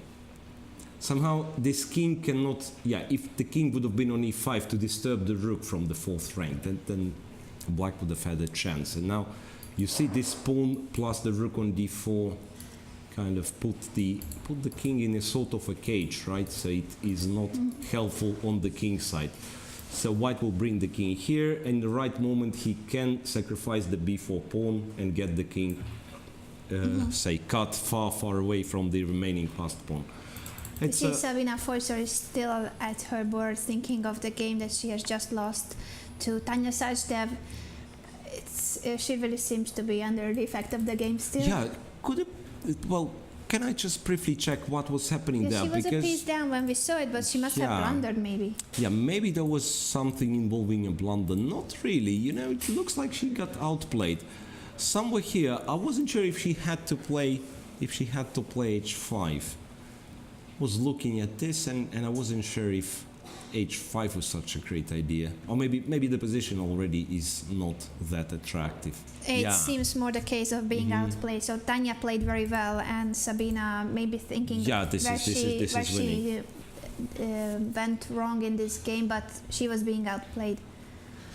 Right, a good result for Tanya, but there is still a chance the score will be equal if Nemtsova will win against Ruth Padmini. That's another reason for a player to stay. To support, to support your team. I think as soon as you stand up, you can be sent out of the playing hall, so it's better to stick to your chair. Right, so looking what are the other results. Yeah, in the moment section, it's more or less clear, everything apart from the Russian match. Russia versus Vietnam, assuming Lagno is losing apparently. And Georgia, Poland, still the last board, depending on whether Joanna Maidan can convert her advantage against Salome Melia. Yeah, it looked completely winning. So, are there any difficulties with that one? That's the current position. I would still claim that it should be an easy win. So b5 is just as weak as this one, so I'm guessing white will play a3, and then, I mean, those two should normally decide the game. Yeah, the only factor that is in favor of Salome is that they're opposite colored bishops. So you might not want to exchange rooks, but in this position, even that. I will also thought, like, if rook f7 check, which was just played, by the way, and I'm guessing rook f6 should be enough, as long as those pawns are not getting blocked. Yeah. Right. But this is something that she needs to consider very well. So you don't want to trade rooks here unless you are sure that this endgame is winning. And for us, it's easy to claim it, but imagine that if she takes the decision, there's no way back. Yeah, but how do you? No, really, I don't see the way. I mean, as soon as I get my pawns on light squares, then it's automatically winning. I'm also saying that it's H4, winning. H5, king to H4. You know. It's not such an easy decision when you have all the responsibility of needing to win this game for your team. And the thing is that you don't spoil anything by playing king e3. In fact, I mean, it still remains completely winning position. Maybe it's even better she has just played king e3. King e3, right, because she can put a rook on b6 all the time, attacking this b pawn. Yeah, should be easy. Okay. So we assume that Joanna will win her game, and that will be a 2-2 between Georgia and Poland. Russia still needs to. How many draws do we have in the women's section? You mean games drawn? No, not the game. Game draws. Game draws. It's not such a high quantity, by the way. Yeah, but very few. The matches. Ukraine is likely to tie their match, right? And actually, Ukraine is still playing. This I keep forgetting about this. The Ukraine versus China, the game on the last board is still in progress. The score is 1.5 at the moment. And white is still trying to play this position for a win. Black somehow made it terribly uncomfortable for herself. Knight f3, knight h4. Again, this fashion of putting the knight at the edge of the board, I don't really support this one. Okay, what was wrong with capturing on h4 like that, so that the pawn cannot be taken? I don't know really. Okay. Anyway, if black will get short on time, this can be a bit unpleasant. Or not really. I don't know. Now, how can you lose this one? I don't really see a way. Yeah, I mean, if you get rook and bishop versus rook, but yeah, you have to lose the whole knight. White is not close to getting that. But this not should at be a all. draw. Of course, the game is still going on. The Chinese player trying to somehow squeeze water out of stone. Yeah, because basically, if they make a draw, China, so that they lose all the chances. For a goal, that's very likely. Most likely, yeah. If you start with only one match point out of 4 possible after 2 rounds. Yeah, So remember most that it's likely. about match point. That is, the individual results do not matter until there are tie breaks. So whether you win 4-0 or 2.5, it doesn't matter mainly. Only when teams are tied with the same match point. Yeah, well, in fact, black is down to less than, 8 minutes is not a big issue, but she's really under pressure, I can see this. So She's nervous. She's nervous, right. She's nervous. What will be the most comfortable way to make a draw? I'm not sure yet. The game of Katerina Nemtsova has finished, it seems. Against Could she Ruth win it so Padmini. quickly, or was that How a draw? could it finish so quickly? It could only be a draw if it finished so Yeah, quickly, I'm guessing so. which is a disappointing result for the United States. I don't have an update on this, by the way. Let's see the camera. Looks like it was repeated. How can Moves this be? repeated? How can this be? Why did she repeat moves with a pawn up? 2 pawns up, in fact. No, Yeah. I don't really understand, but the game is finished. There is still no update on the result on this one. Why? That's really weird. I mean, I don't understand that. If we can see that maybe with the camera, that just to make sure that she did not win. Okay, it will. I mean, if No, the that could kings have are. been a blunder, by the way. If we see this position, imagine the rook takes the f3 pawn and then rook Yeah, takes rook b5. b5. So This what if the could game finish. finished that way and Katerina won the game? Yeah, but what move are you playing? That's the question. I don't know. She must have played something like g5 and Yeah, black g5, didn't but go then d3 was Yes. the problematic move. I don't know. Wait, here. But I wish we could see it. Is that the board? That's the These are the boards first only. time. Well, according to what we have, there wasn't yet a threefold she- repetition. Maybe she... It's a draw. I can see it's a draw, but yeah, that's I'm certain. So both kings are on the same. So it's like e5, e4. It doesn't matter really. Strangely enough, yeah, the digital board is not reacting, but it is a draw now, I'm sure, which means It is very strange, not only because it's a draw, but because it seems that Nemtsova didn't try. yeah, And she had to. that's She had to really, try really to strange. save her team. It's really strange. I mean, anyway, you don't have any chance to lose. So Yeah, that's there was no risk. There was just no point in taking a draw in that position. Kostyniuk has finished. I'm guessing That should be a draw. there should be a draw, right? And that means Russia secures the victory. Now, once again, I've stopped getting updated on the games. I'm wondering if it's once again the thing with PGN we had yesterday, because it looks like I'm not getting new moves again. Maybe then Nemtsova's position wasn't the one that we were Yeah, looking at, so apparently. we shouldn't judge her by taking a draw in that position. We shall go on a quick break and Yeah. come back with Maybe the that's the updated punishment. positions. That's the punishment. We are more than 1 hour on air straight, and therefore it might be that this thing stops working. So we ask for a brief break, and we'll be back as soon as we will figure out what's going on.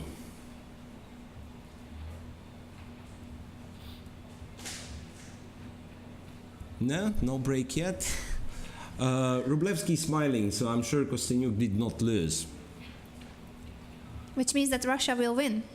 They can only lose on... They already have 2.5. Yeah. They already have So 2.5. Katerina Lagno is likely to lose this endgame, but even like that... No, now I'm getting updated, it seems. Okay, Yeah, so King that's is why we are not going anywhere. No, not really. Not really. It's absolutely different position, and that one is stuck here.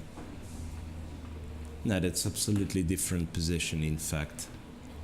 Everything has changed. It's nowhere near to what we have. We need a break, really. But nobody wants to give us a break.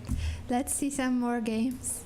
But if they are not getting By the updated, way, what's the you what's should the point use with the it? hashtag #UGRAChess to let us know your questions, comments, anything you would like to tell us about the World Team Championship here in khanty-masiysk. So hashtag #UGRAChess, that is the official hashtag of the event.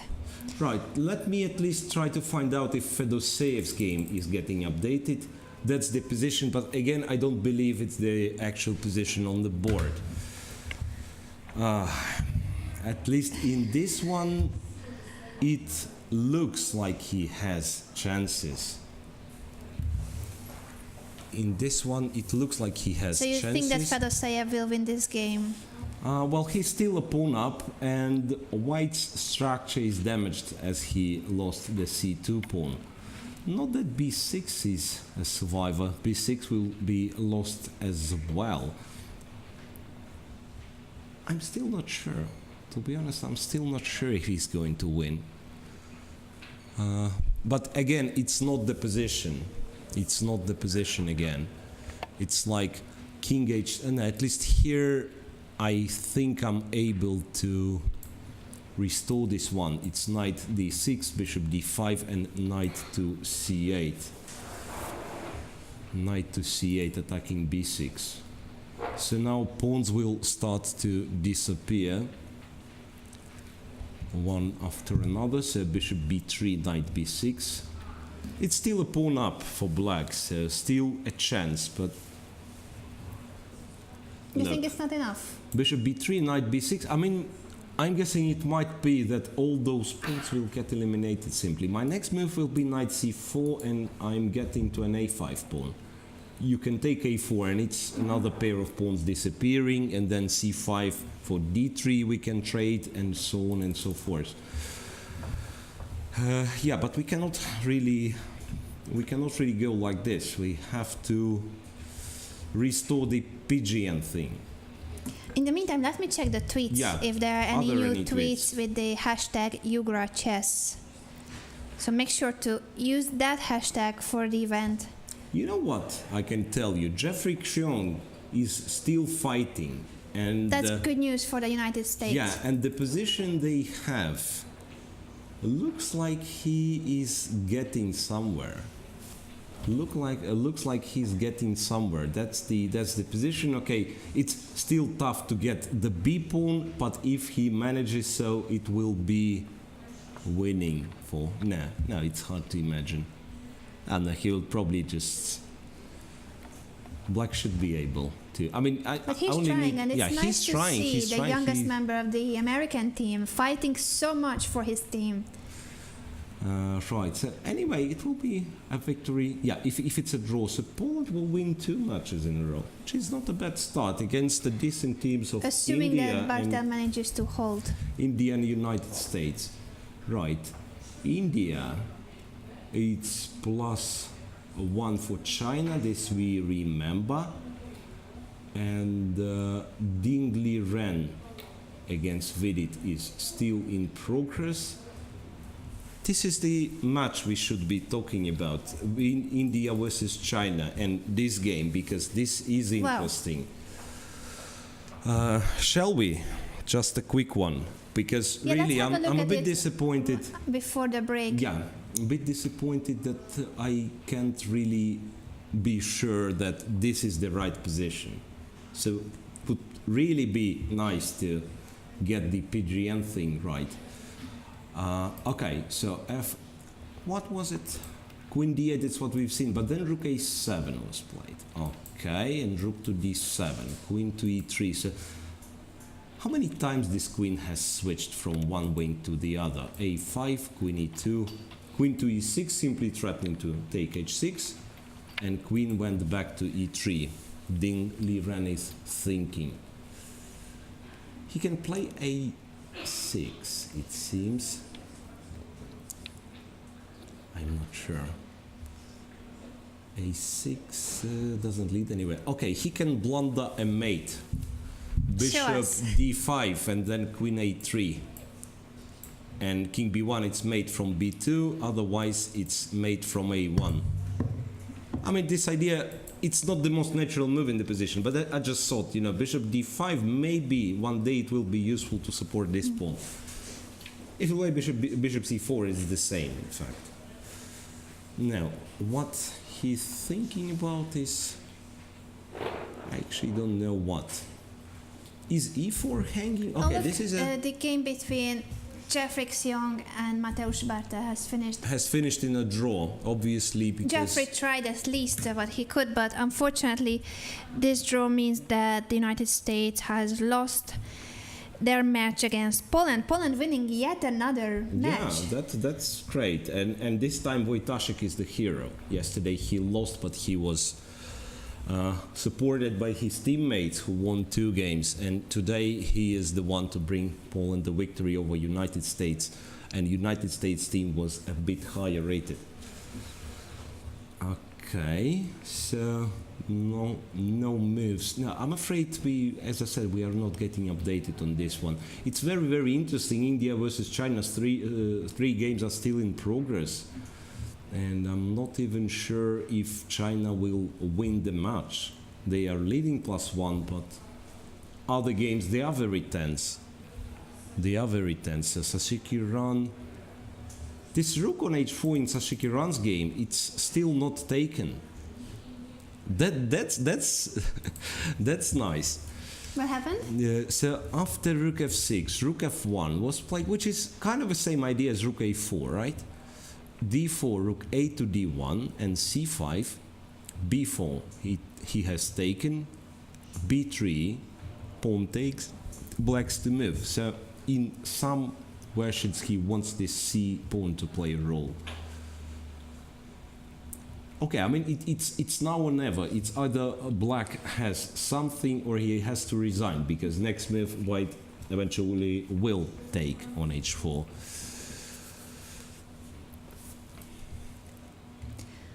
It's an interesting fact that the defending champion barely ever managed to defend their title. Yeah. So that was the case of the Soviet Union winning in 1985 and 1989. Before, the championship was only had every 4 years. Only in the last couple of years, this is an event every 2 years. Russia won 2005 and 2010 edition of the World Team Championship.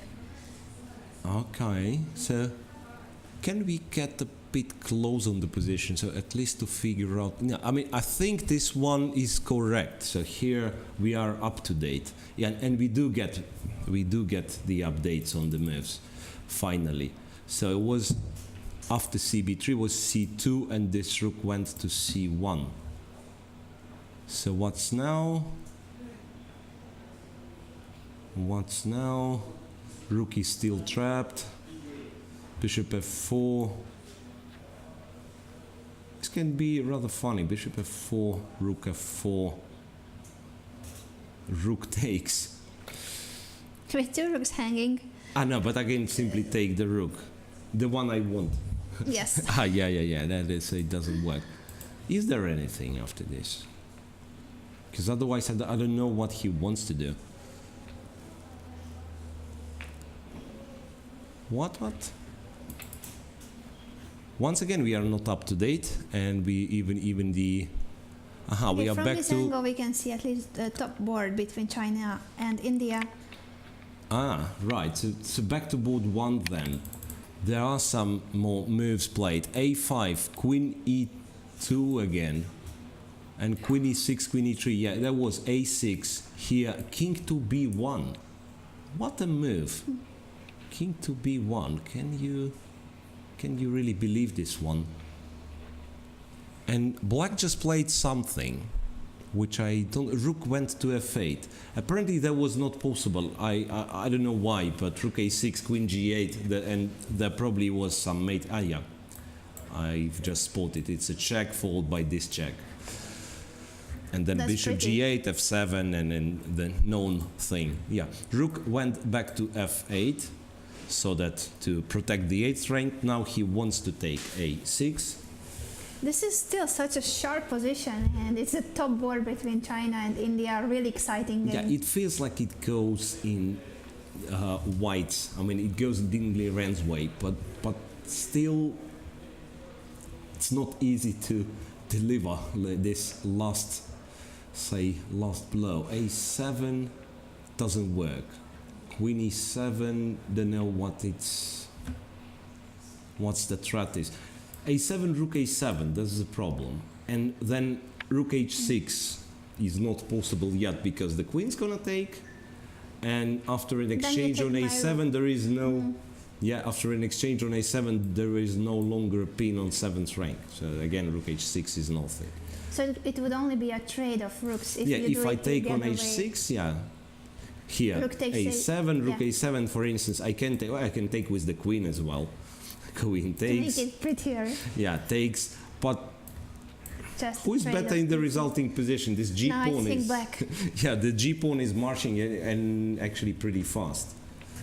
So this is not something that Yeah, Ding this is Liren not wants. what he wants, certainly. Some sort of rook f7, maybe? So that if the pair of rooks comes off, then again you can't take a6. You probably can't take this one either, even though of this I'm not sure. Bishop d5 I thought, but then there is this move. Threatening mate again. It is sharp. It is very, very sharp, this one. It's great to see such fighting chess on this high level. And what's interesting, not so many moves made, so they might be very close to the Time trouble. next, yeah, the And there's decisive time No trouble. more extra time, just then the 30-second increment each move. Wow, you know what happened? I'm sorry for this wow, but it's really, really... This rook escaped from h4 on board 3. Did it? Yeah, after c2, I completely missed his idea. It's bishop a3, attacking the rook, and after Forcing rook you c2, to take the pawn. yeah, there is a square, rook h1, and all of a sudden, material equal. After Wow. such a, yeah, A trapped rook we were, hanging for 10 moves. it was so interesting. I mean, so many different changes. Remember, once it was it was exchanged for 3 pawns. It was this, that, but we never thought it would be an equal material. But maybe the line is still not over because now this king might get in danger. I'm guessing, or not really. King g7. No, I thought some rooks on the last rank, but no, it's hardly realistic. I don't believe in this one. Yeah.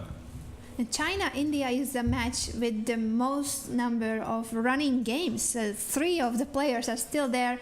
Only the game of Adiban has finished. Yu Yangyi beat Adiban Bhaskaran. So anything can happen in this match still. Yep. United States, this we've mentioned, it finished against Poland. Poland has won again. Right. Norway and Egypt are still playing. So it's 1-1, and on 2 boards, white is better. Board 1 and board 3. On board 1 and So board 3. the So Norway Norwegians.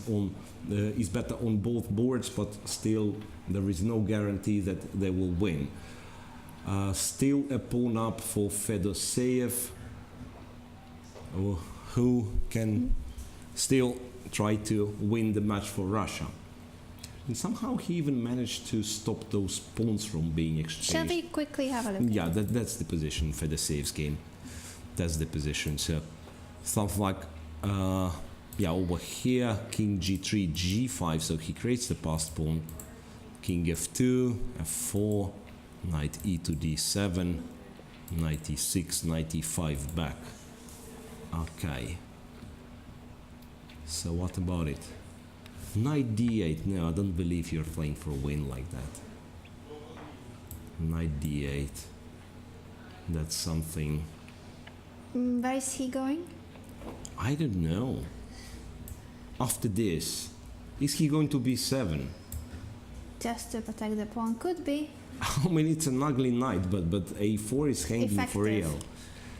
Even though if I go back to b6, how do you win with the knight on b7? It might be that Turkey is gonna hold.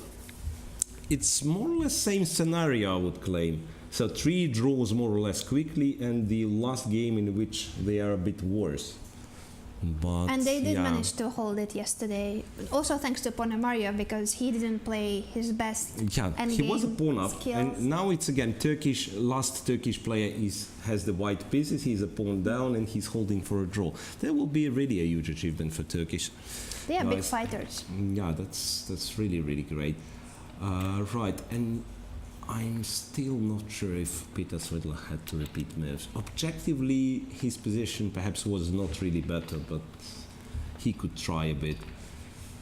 You shall ask him later Yeah, what I'll he try. felt about the game. I'll try. Yeah. So I think in the ladies tournament, most of the games are finished already, right? While in We are waiting for. what's that left? well? Still Ukraine. Ukraine versus China still. I think, and also Poland, Georgia. Poland versus Georgia. Azerbaijan has beaten Egypt. I believe was that 3. It was 4-0. I'm 4-0. guessing. It was 4-0. Right. Lucknow seemingly managed to get some chance, but it might not be even of that big importance because Le Fontao agreed the draw.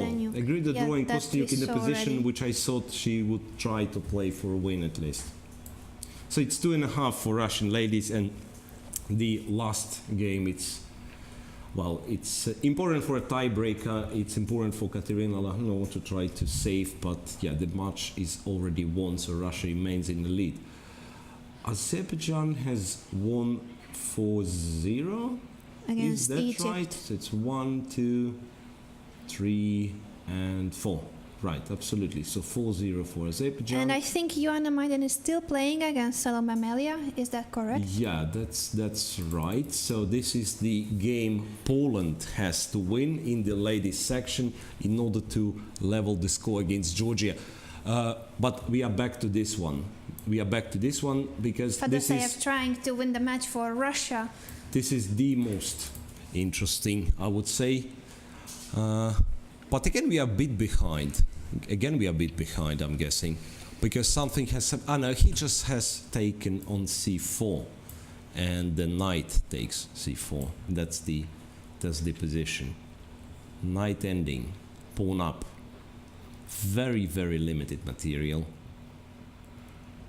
But yeah, the knight is far away from attacking c5. So what I'm thinking, he has to go here, and then try to come with the king. Is he considering knight b7? Knight Yes. b7. That's very interesting. But apparently, yeah, he wants both pawns to be protected, and Then apparently he can bring the king. he made sure that the king is going through. For instance, after king f3, he's gonna go king f5, and actually white is in a sort of a zugzwang in this case. Because if king goes back, then I'm gladly coming here, and I'm guessing this should be winning for black. Because I'll take the 1 and a4 will drop most likely. But still, it's very narrow margin. I mean, it's one. Because there are one only few pawns on the yeah, board. only few pawns. Yeah, if he manages to exchange the d pawn, which he probably does. Knight d2. He can put a knight on b3. There will be no way in. There will be no way in at all. That's why black had to play knight c6. So after this, he at least would have had. No. I thought knight e5, but this runs into check and takes. Just to Maybe, just yeah. protect the d3 pawn. Knight d2 is a nice move. After king f5, he'll put the knight on b3, attacking both pawns here, and guarding the d4 square. This. Could this be a He fortress? he can move the knight, it seems. At least I don't see how to break through. He can move the king as well, because f3 is vulnerable now. After king f4, it's simply knight d2 and takes, and Not enough material, simply. The problem is that white is running really short on time. He's only got 2 minutes left, so He's got 2 minutes left. imagine even if objectively he could hold this position, technically it's really difficult with no time on the clock. Yeah, right. So Fedoseev still has 16 minutes. Apparently he will spend his time to try to find out if position offers at least a slight chance. At least at first glance I don't really see what he has to do. I mean, I'm ready to claim if one more pair of pawns in the c5 is exchanged on d3, one pair of pawns comes off, then it has to be just a draw. I don't really see black winning this one. What do you think the captain of the Russian team is thinking at the moment? I don't know. Because he's there. He's not very happy. In fact, he left his match and he went to see the ladies. He watches the match of the game of Katerina. No. Yeah, let me also bring this one on the screen. I think we actually, okay, just quickly I'll check this one. Where is it? I think like no managed to get away with that. That's the current position. The pawn on b5 apparently cannot be taken because of a. It can. What's the? That's nice. I got it. a3 threatening a2. And after this, that's another move. So it will be a2 and knight e5. So the bishop gets dominated. But you are not forced to do that. And I'm guessing what's going to happen if I just play this and create. It's just a draw, yeah. It's just a draw. It's g5 or h4 as you like. Yeah, it seems that the Vietnamese player had a very good chance of beating Katerina. I'm sure he was completely winning. I don't know where it was winning, but say somewhere around this pawn at this moment, it must have been completely winning. Bishop to e7, check, king d3. Even here, why do you go knight d6? Why don't you play king e6 and keep the bishop? That's what I would be thinking. Maybe it wasn't simple as well. Anyway, this moment has gone, and now it looks like it will be a draw, which will bring Russia a comfortable 3-1 win. Good for the tiebreak score Yeah, good later for on the individual score points and matter. Also for the confidence of Katerina. Absolutely, and in a couple of years, everyone will forget how tough this match was, and yeah. You just see the result, 3-1. Russia won. Yeah, favorites. Very comfortable. Yeah, on top boards they made draws, and then on the low boards they simply won. They were in trouble, Russia here. And Gunina's game, it was also not clear at all, I have to say. Yeah. So we basically are following just a few remaining games. What about Norway-Egypt? Norway, in the open Egypt. section. It's still 2 games in play. Ariane Tari on board 1. 2 pawns for an exchange. So 1 pawn has gone, but the knight struggles to get into play right now. Well, knight f3. I'm not certain that white is winning anymore. Some knight f3 check. This is what he's trying to achieve. The king goes all the way to e7 and then f6. Knight f3 was played anyway. Knight f3 was played. Black needs his king in. Could he, in fact, try to bring the king maybe to f8?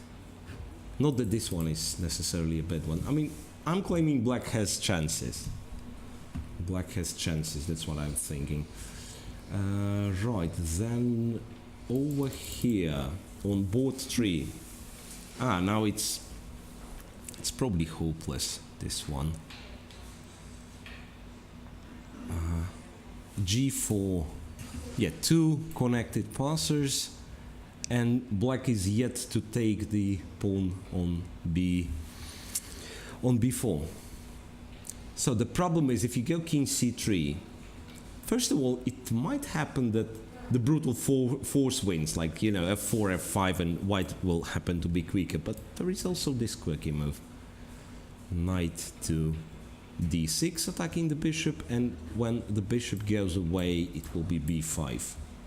And simply keeping the f and g pawns. Yes, so two connected pawns should decide the game in white's favor. That means king c3 is not possible, but you have to come up with counterplay, otherwise it will be too late. After two more moves, like if the pawn gets to f5, even any kind of counterplay on the queen side will be simply too late. So it seems that Norway is in control of the match. They might win both remaining games and win the match 3-1. Remember that so far the score is 1-1. Urkedal has won his game, but Ali Farhat scored for Egypt.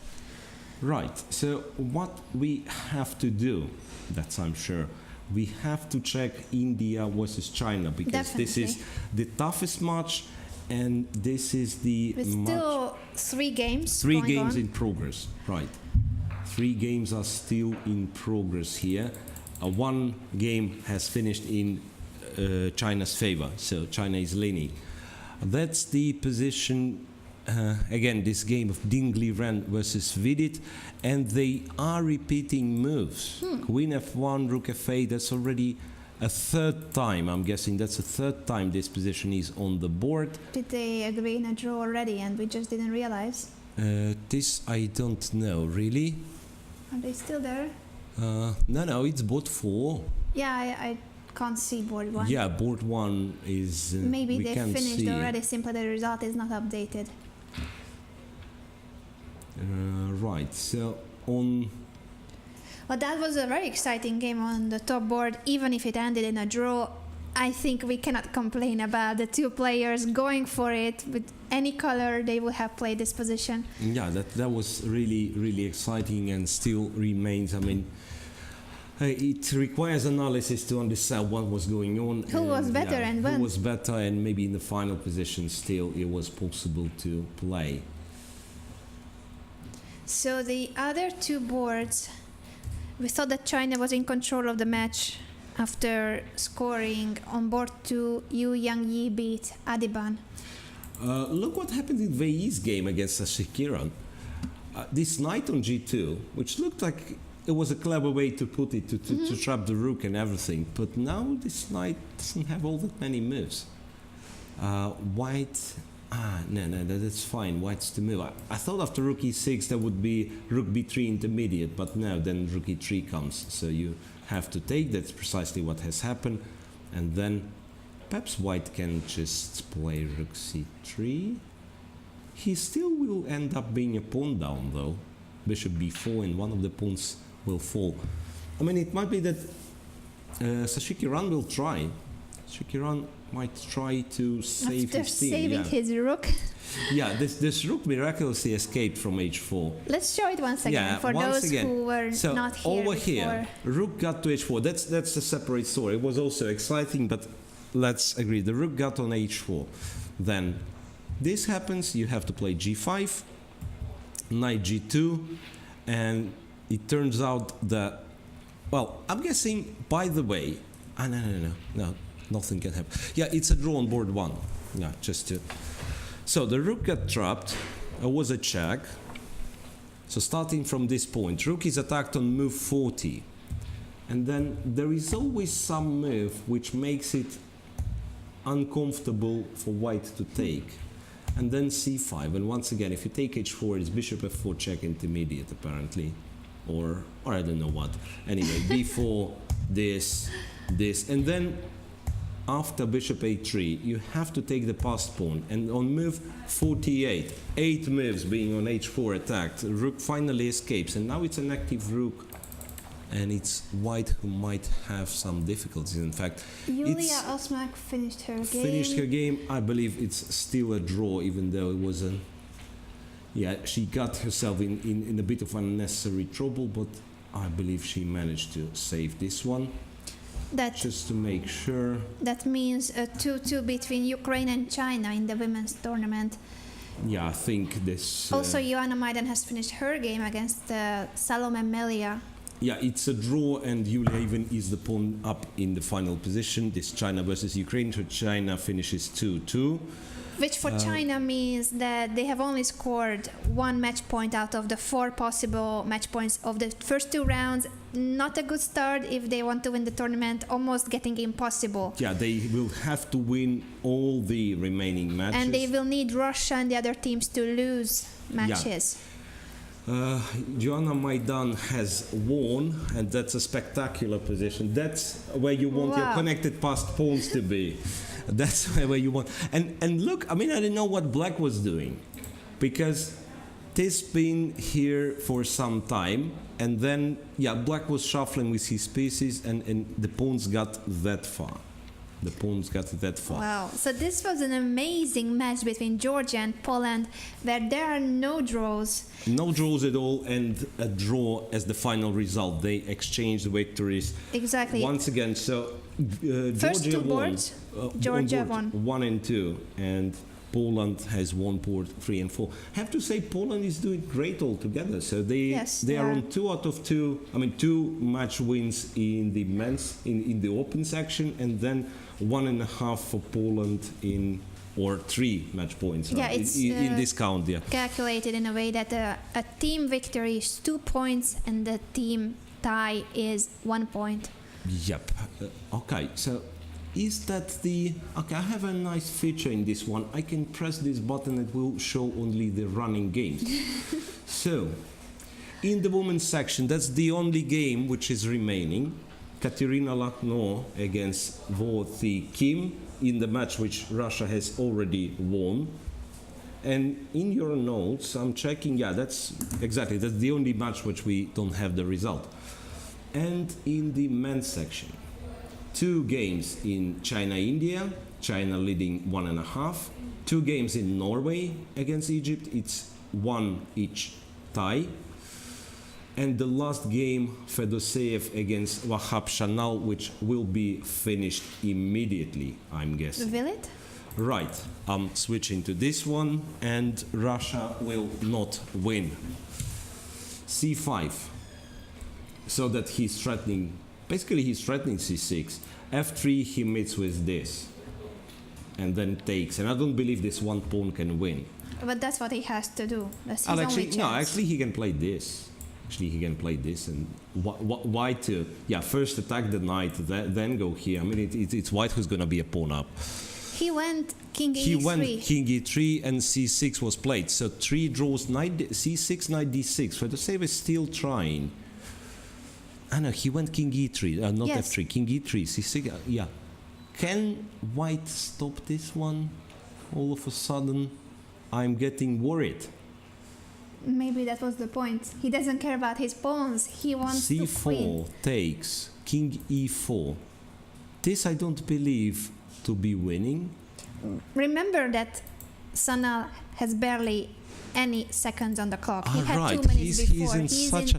He's in such a time trouble here. Knight d6. What do you do here? Somehow this knight is really, really awkwardly placed. Same pattern. Remember, knight on a6 yesterday versus the king on d6. So now knight on b3 and king on e3 restricts this knight. Because whenever you try to get closer to this pawn. These 2 are attacked. This is one of the worst squares possible, right? The diagonal distance on 1 square. Now that's quite interesting.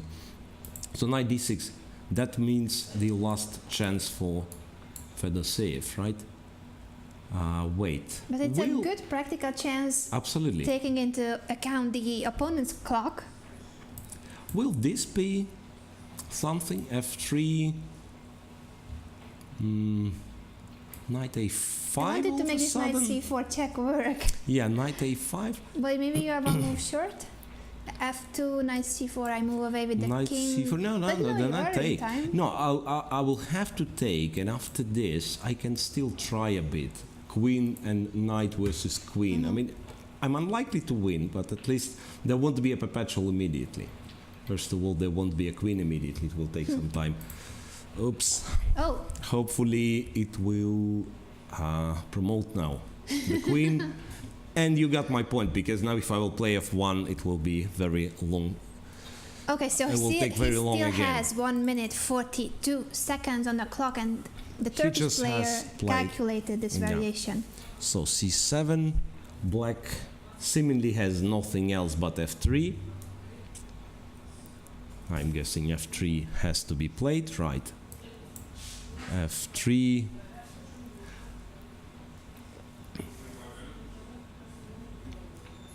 Wait, can I all of a sudden play this move? So that after knight c4 I go knight c8. It's very hard to believe in this. No. Then it's this and knight e3. No, this is not possible. So knight a5 is an option, and this game will keep going. This game will With be the in progress. I mean, queen it will be and knight against queen and queen. knight against queen and pawn. And really, I don't think it will be all that easy on 1 minute. No, this is a good practical chance for Russia, even like this. Yeah, that's the best he could get. That's the best we could have. Right, so two Norwegians against Egypt, and I think they might as well win both. Vei has finished. Vei has finished. It's a draw, apparently. Must be a draw. And then China's gonna win, because that's the position in Li Chao's game against Nagy. Or, yeah, most likely they're gonna win. Still a lot of games in progress, so I'm guessing let's go for a break. We were 2 straight hours. We were working 2 straight hours, so we go for a break. So and you are demanding your coffee. Yeah, I need a coffee. So, we will be back after some 10 minutes.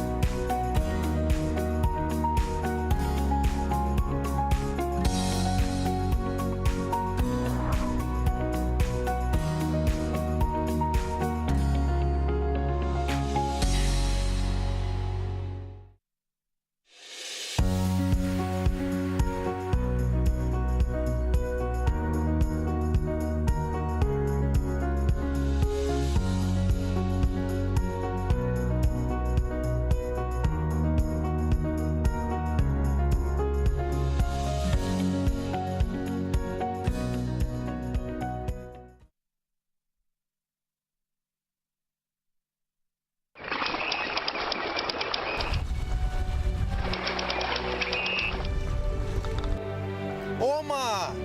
Моих отцом!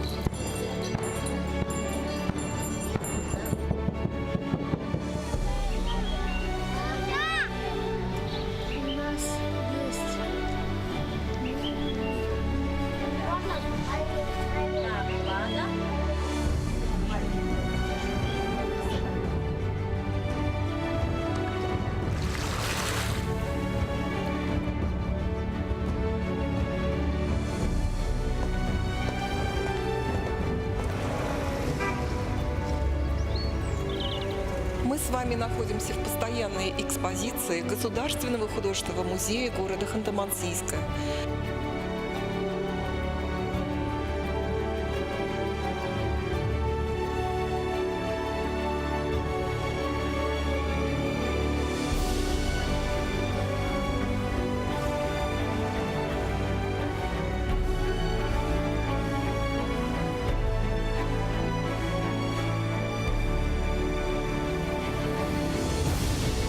У нас на связи Артем, добрый вечер. Бахаге, йоттыману, там вес iki, читмум, мевельбосов.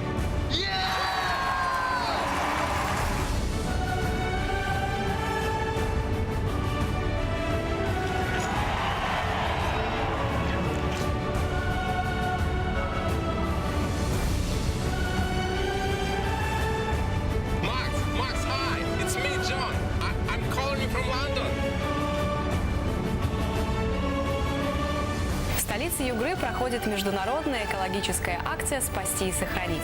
Идея бережного отношения человека к природе и ее богатствам вновь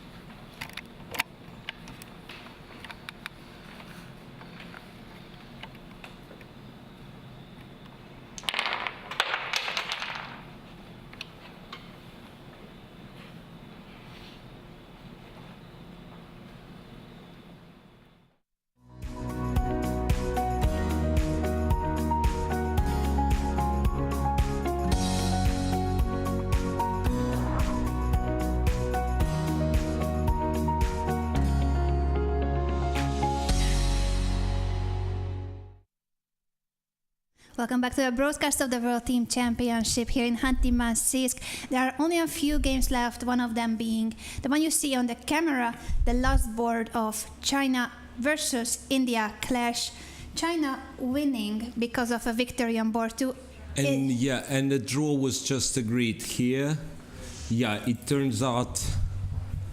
Yeah, that was the position they've agreed the draw. Yeah, just to mention, it's enough to give this knight for the c pawn and then bring the king to a corner so that the wrong color of this bishop. And I'm guessing g2 pawn does not really matter much, which leaves us with only one game in progress where Fedoseev still tries to win against Shanal Wahab. This is a crucial game for the Russian team since they drew every other game in this match. Yeah. So if Fedoseev cannot win, then it will be a 2-2 tie, which is a great success for the Turkish team. Right. Well, to mention it, women's round has already finished. Katerina Lakhno managed to save, which gives Russia a comfortable 3-1 win. It wasn't that comfortable with the games, but they managed to draw the first two boards as well, but they were in slightly worse positions at least. So altogether, the results of women's round 2, it's 2-2 for Ukraine and China, 3-1 another victory for Russia, so they are in the lead. Azerbaijan beating Egypt 4-0. 2-2 a draw without a single draw on the boards, Georgia against Poland, and 2.5 victory for India against the United States of America.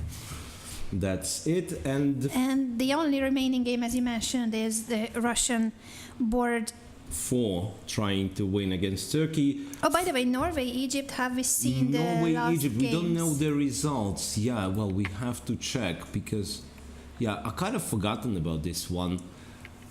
What has happened? It was draw on board 1 and on board... Draw on board 1. Draw on board 1 for Ariantari. We thought he was doing well. And on board 3, White has won. On board 3, White has won, so 2.5, 1.5 victory for Norway. So Johan Salomon won the match for Norway against Egypt. It was a 1-1 tie and then 1.5. A lot of those very close results today in the men's tournament.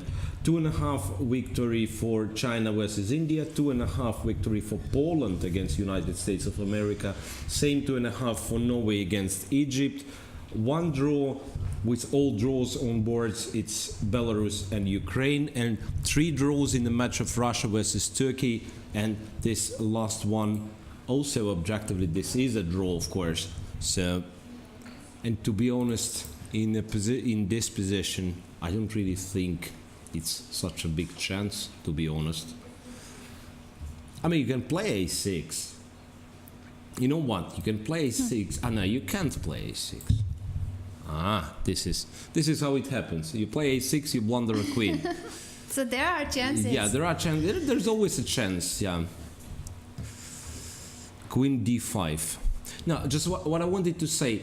One day you might push the pawn to a7 and then give the queen for a knight, you know, and it will be still a draw with black king being that far.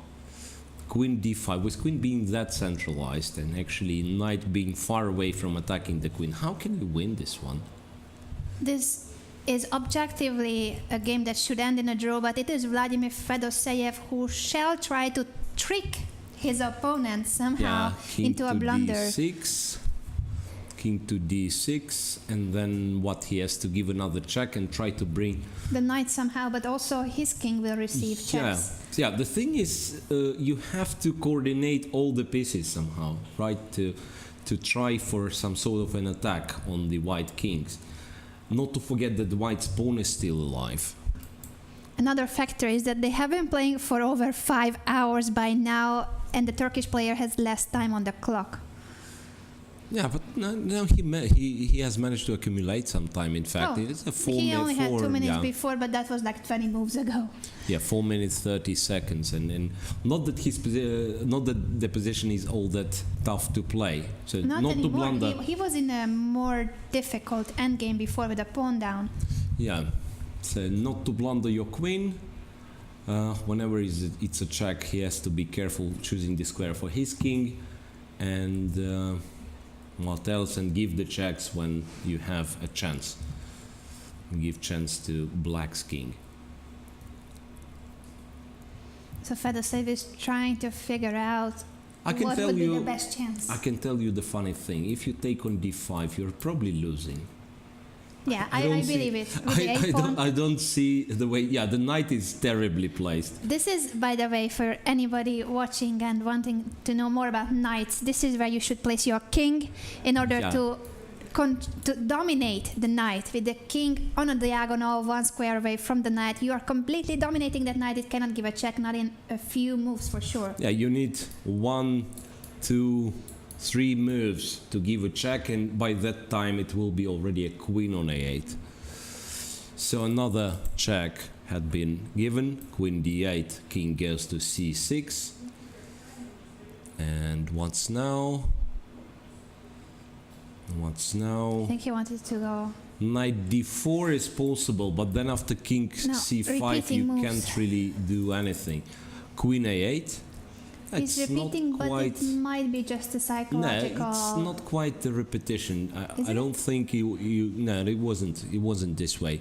King d6, then probably queen b8. He's going to try, or queen. I don't know what. Queen a6. Queen a6 allows queen c6 because the knight will be hanging.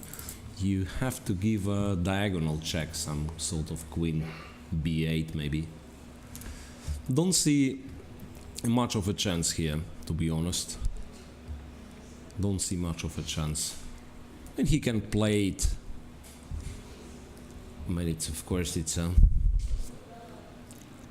Obviously, if this game was an individual tournament, was played at an individual tournament, Fedoseev would have taken the draw already. But here he's playing for his team, Russia, and that puts a lot more pressure on him. So even if he knows, I think now he wants to ask his captain. Wants to ask the captain, should I play on, or he will probably just make a draw. Yeah, so he offers a draw without making a move. That was a funny way of asking, just looking at the captain and... Yeah, well, it's not his fault. He was playing back, he created chances, but it simply proved to be not enough. So it's not him to be blamed, but on their whiteboards they couldn't really produce anything. So Peter Svidler made a quick draw, and Maxim Matlakov, he had chances seemingly. He was better after the opening, but Turkish player proved to be solid. So really good performance from Turkey. 8 draws so far, and they held a second big favorite for a draw, this time team of Russia. Indeed, very good score for Turkey. Let's just sum up the results of the open section as well and announce tomorrow's pairings. So, as you said, this was a draw between Russia and Turkey. Also a 2-2 between Belarus and Ukraine. Yeah, and you can see Mikhail Krasenkov, the captain of Turkey, smiling. Of course, this is a great result for the Turkish team. They are one of the underdogs of the competition, and they have drawn 2 heavyweight teams. Look, so this is how close it was in the open section. So 3 minimal wins: Norway over Egypt, Poland over United States, China and India, China versus India, and 2 draws where all the games were drawn. It's Belarus, Ukraine, and Russia against Turkey. Do we have the results of the women's section? I'm not sure. Yes, there it goes. Here, of course, there are higher scores. Azerbaijan scoring 4-0 versus Egypt. Russia winning 3-1. Vietnam. We can't say they crushed Vietnam because the games were not was that convincing. Very tense, But still, it's a victory for Russia, who is the leader of the women's section. And in the open section... Who's the leader? Poland. Poland is the sole leader, interestingly, in the open section. That is a surprise after 2 rounds. And China. And China, which is not a surprise. The defending champions, China. But for Poland, this tournament so far is bringing surprising results for the Polish team. The Turkish team is doing excellent as well. So it's great to see that this is not only about stats and which team has higher rating, but we see fighting chess and the underdogs also scoring. Tomorrow's pairing will be the following. Yeah, so the pairings for tomorrow. Round 3 Open section, India versus Belarus, United States against China, Egypt with Poland, so fair chance Poland will remain in the lead, Turkey versus Norway, and Ukraine-Russia, El Clasico. And in the women's section, it is going to be India versus Ukraine, Poland facing the United States, Egypt against Georgia, Russia versus Azerbaijan, and China against Vietnam. We will be back tomorrow at the same time, 10 a.m. GMT. That for us is 3 p.m. local time here in khanty-masiysk, Russia. Tweet us using the hashtag #UGRAChess and see you tomorrow. So, yeah, the hashtag was announced. That's a bit. Yeah, that's nice. Today was shorter. So, do we hope? Not so much shorter, was it? Do we hope for the broadcast to be shorter tomorrow?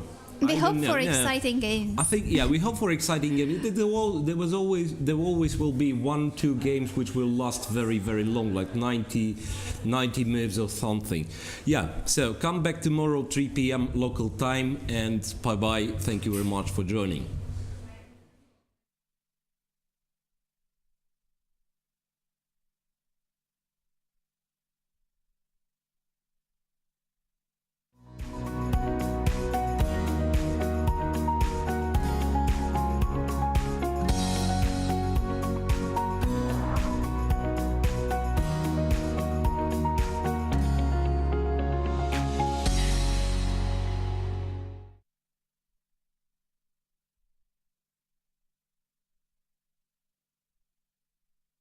So we're in the analysis room, and we have Din Lezhen and Santosh Vidit and Krishnan Seshakiran with us, who are analyzing a very sharp position from the game between Din Lezhen and Santosh Vidit. So what can you say about this game? I think during the game, especially in the middle game, I was not better. Practice at least 5, I think. So the position very complicated and very tense, maybe close to equal. And after 40 moves, I think I was better somehow. I have some chance with this pawn, but I misplayed. I think A6 can be why not so good. And what's your opinion?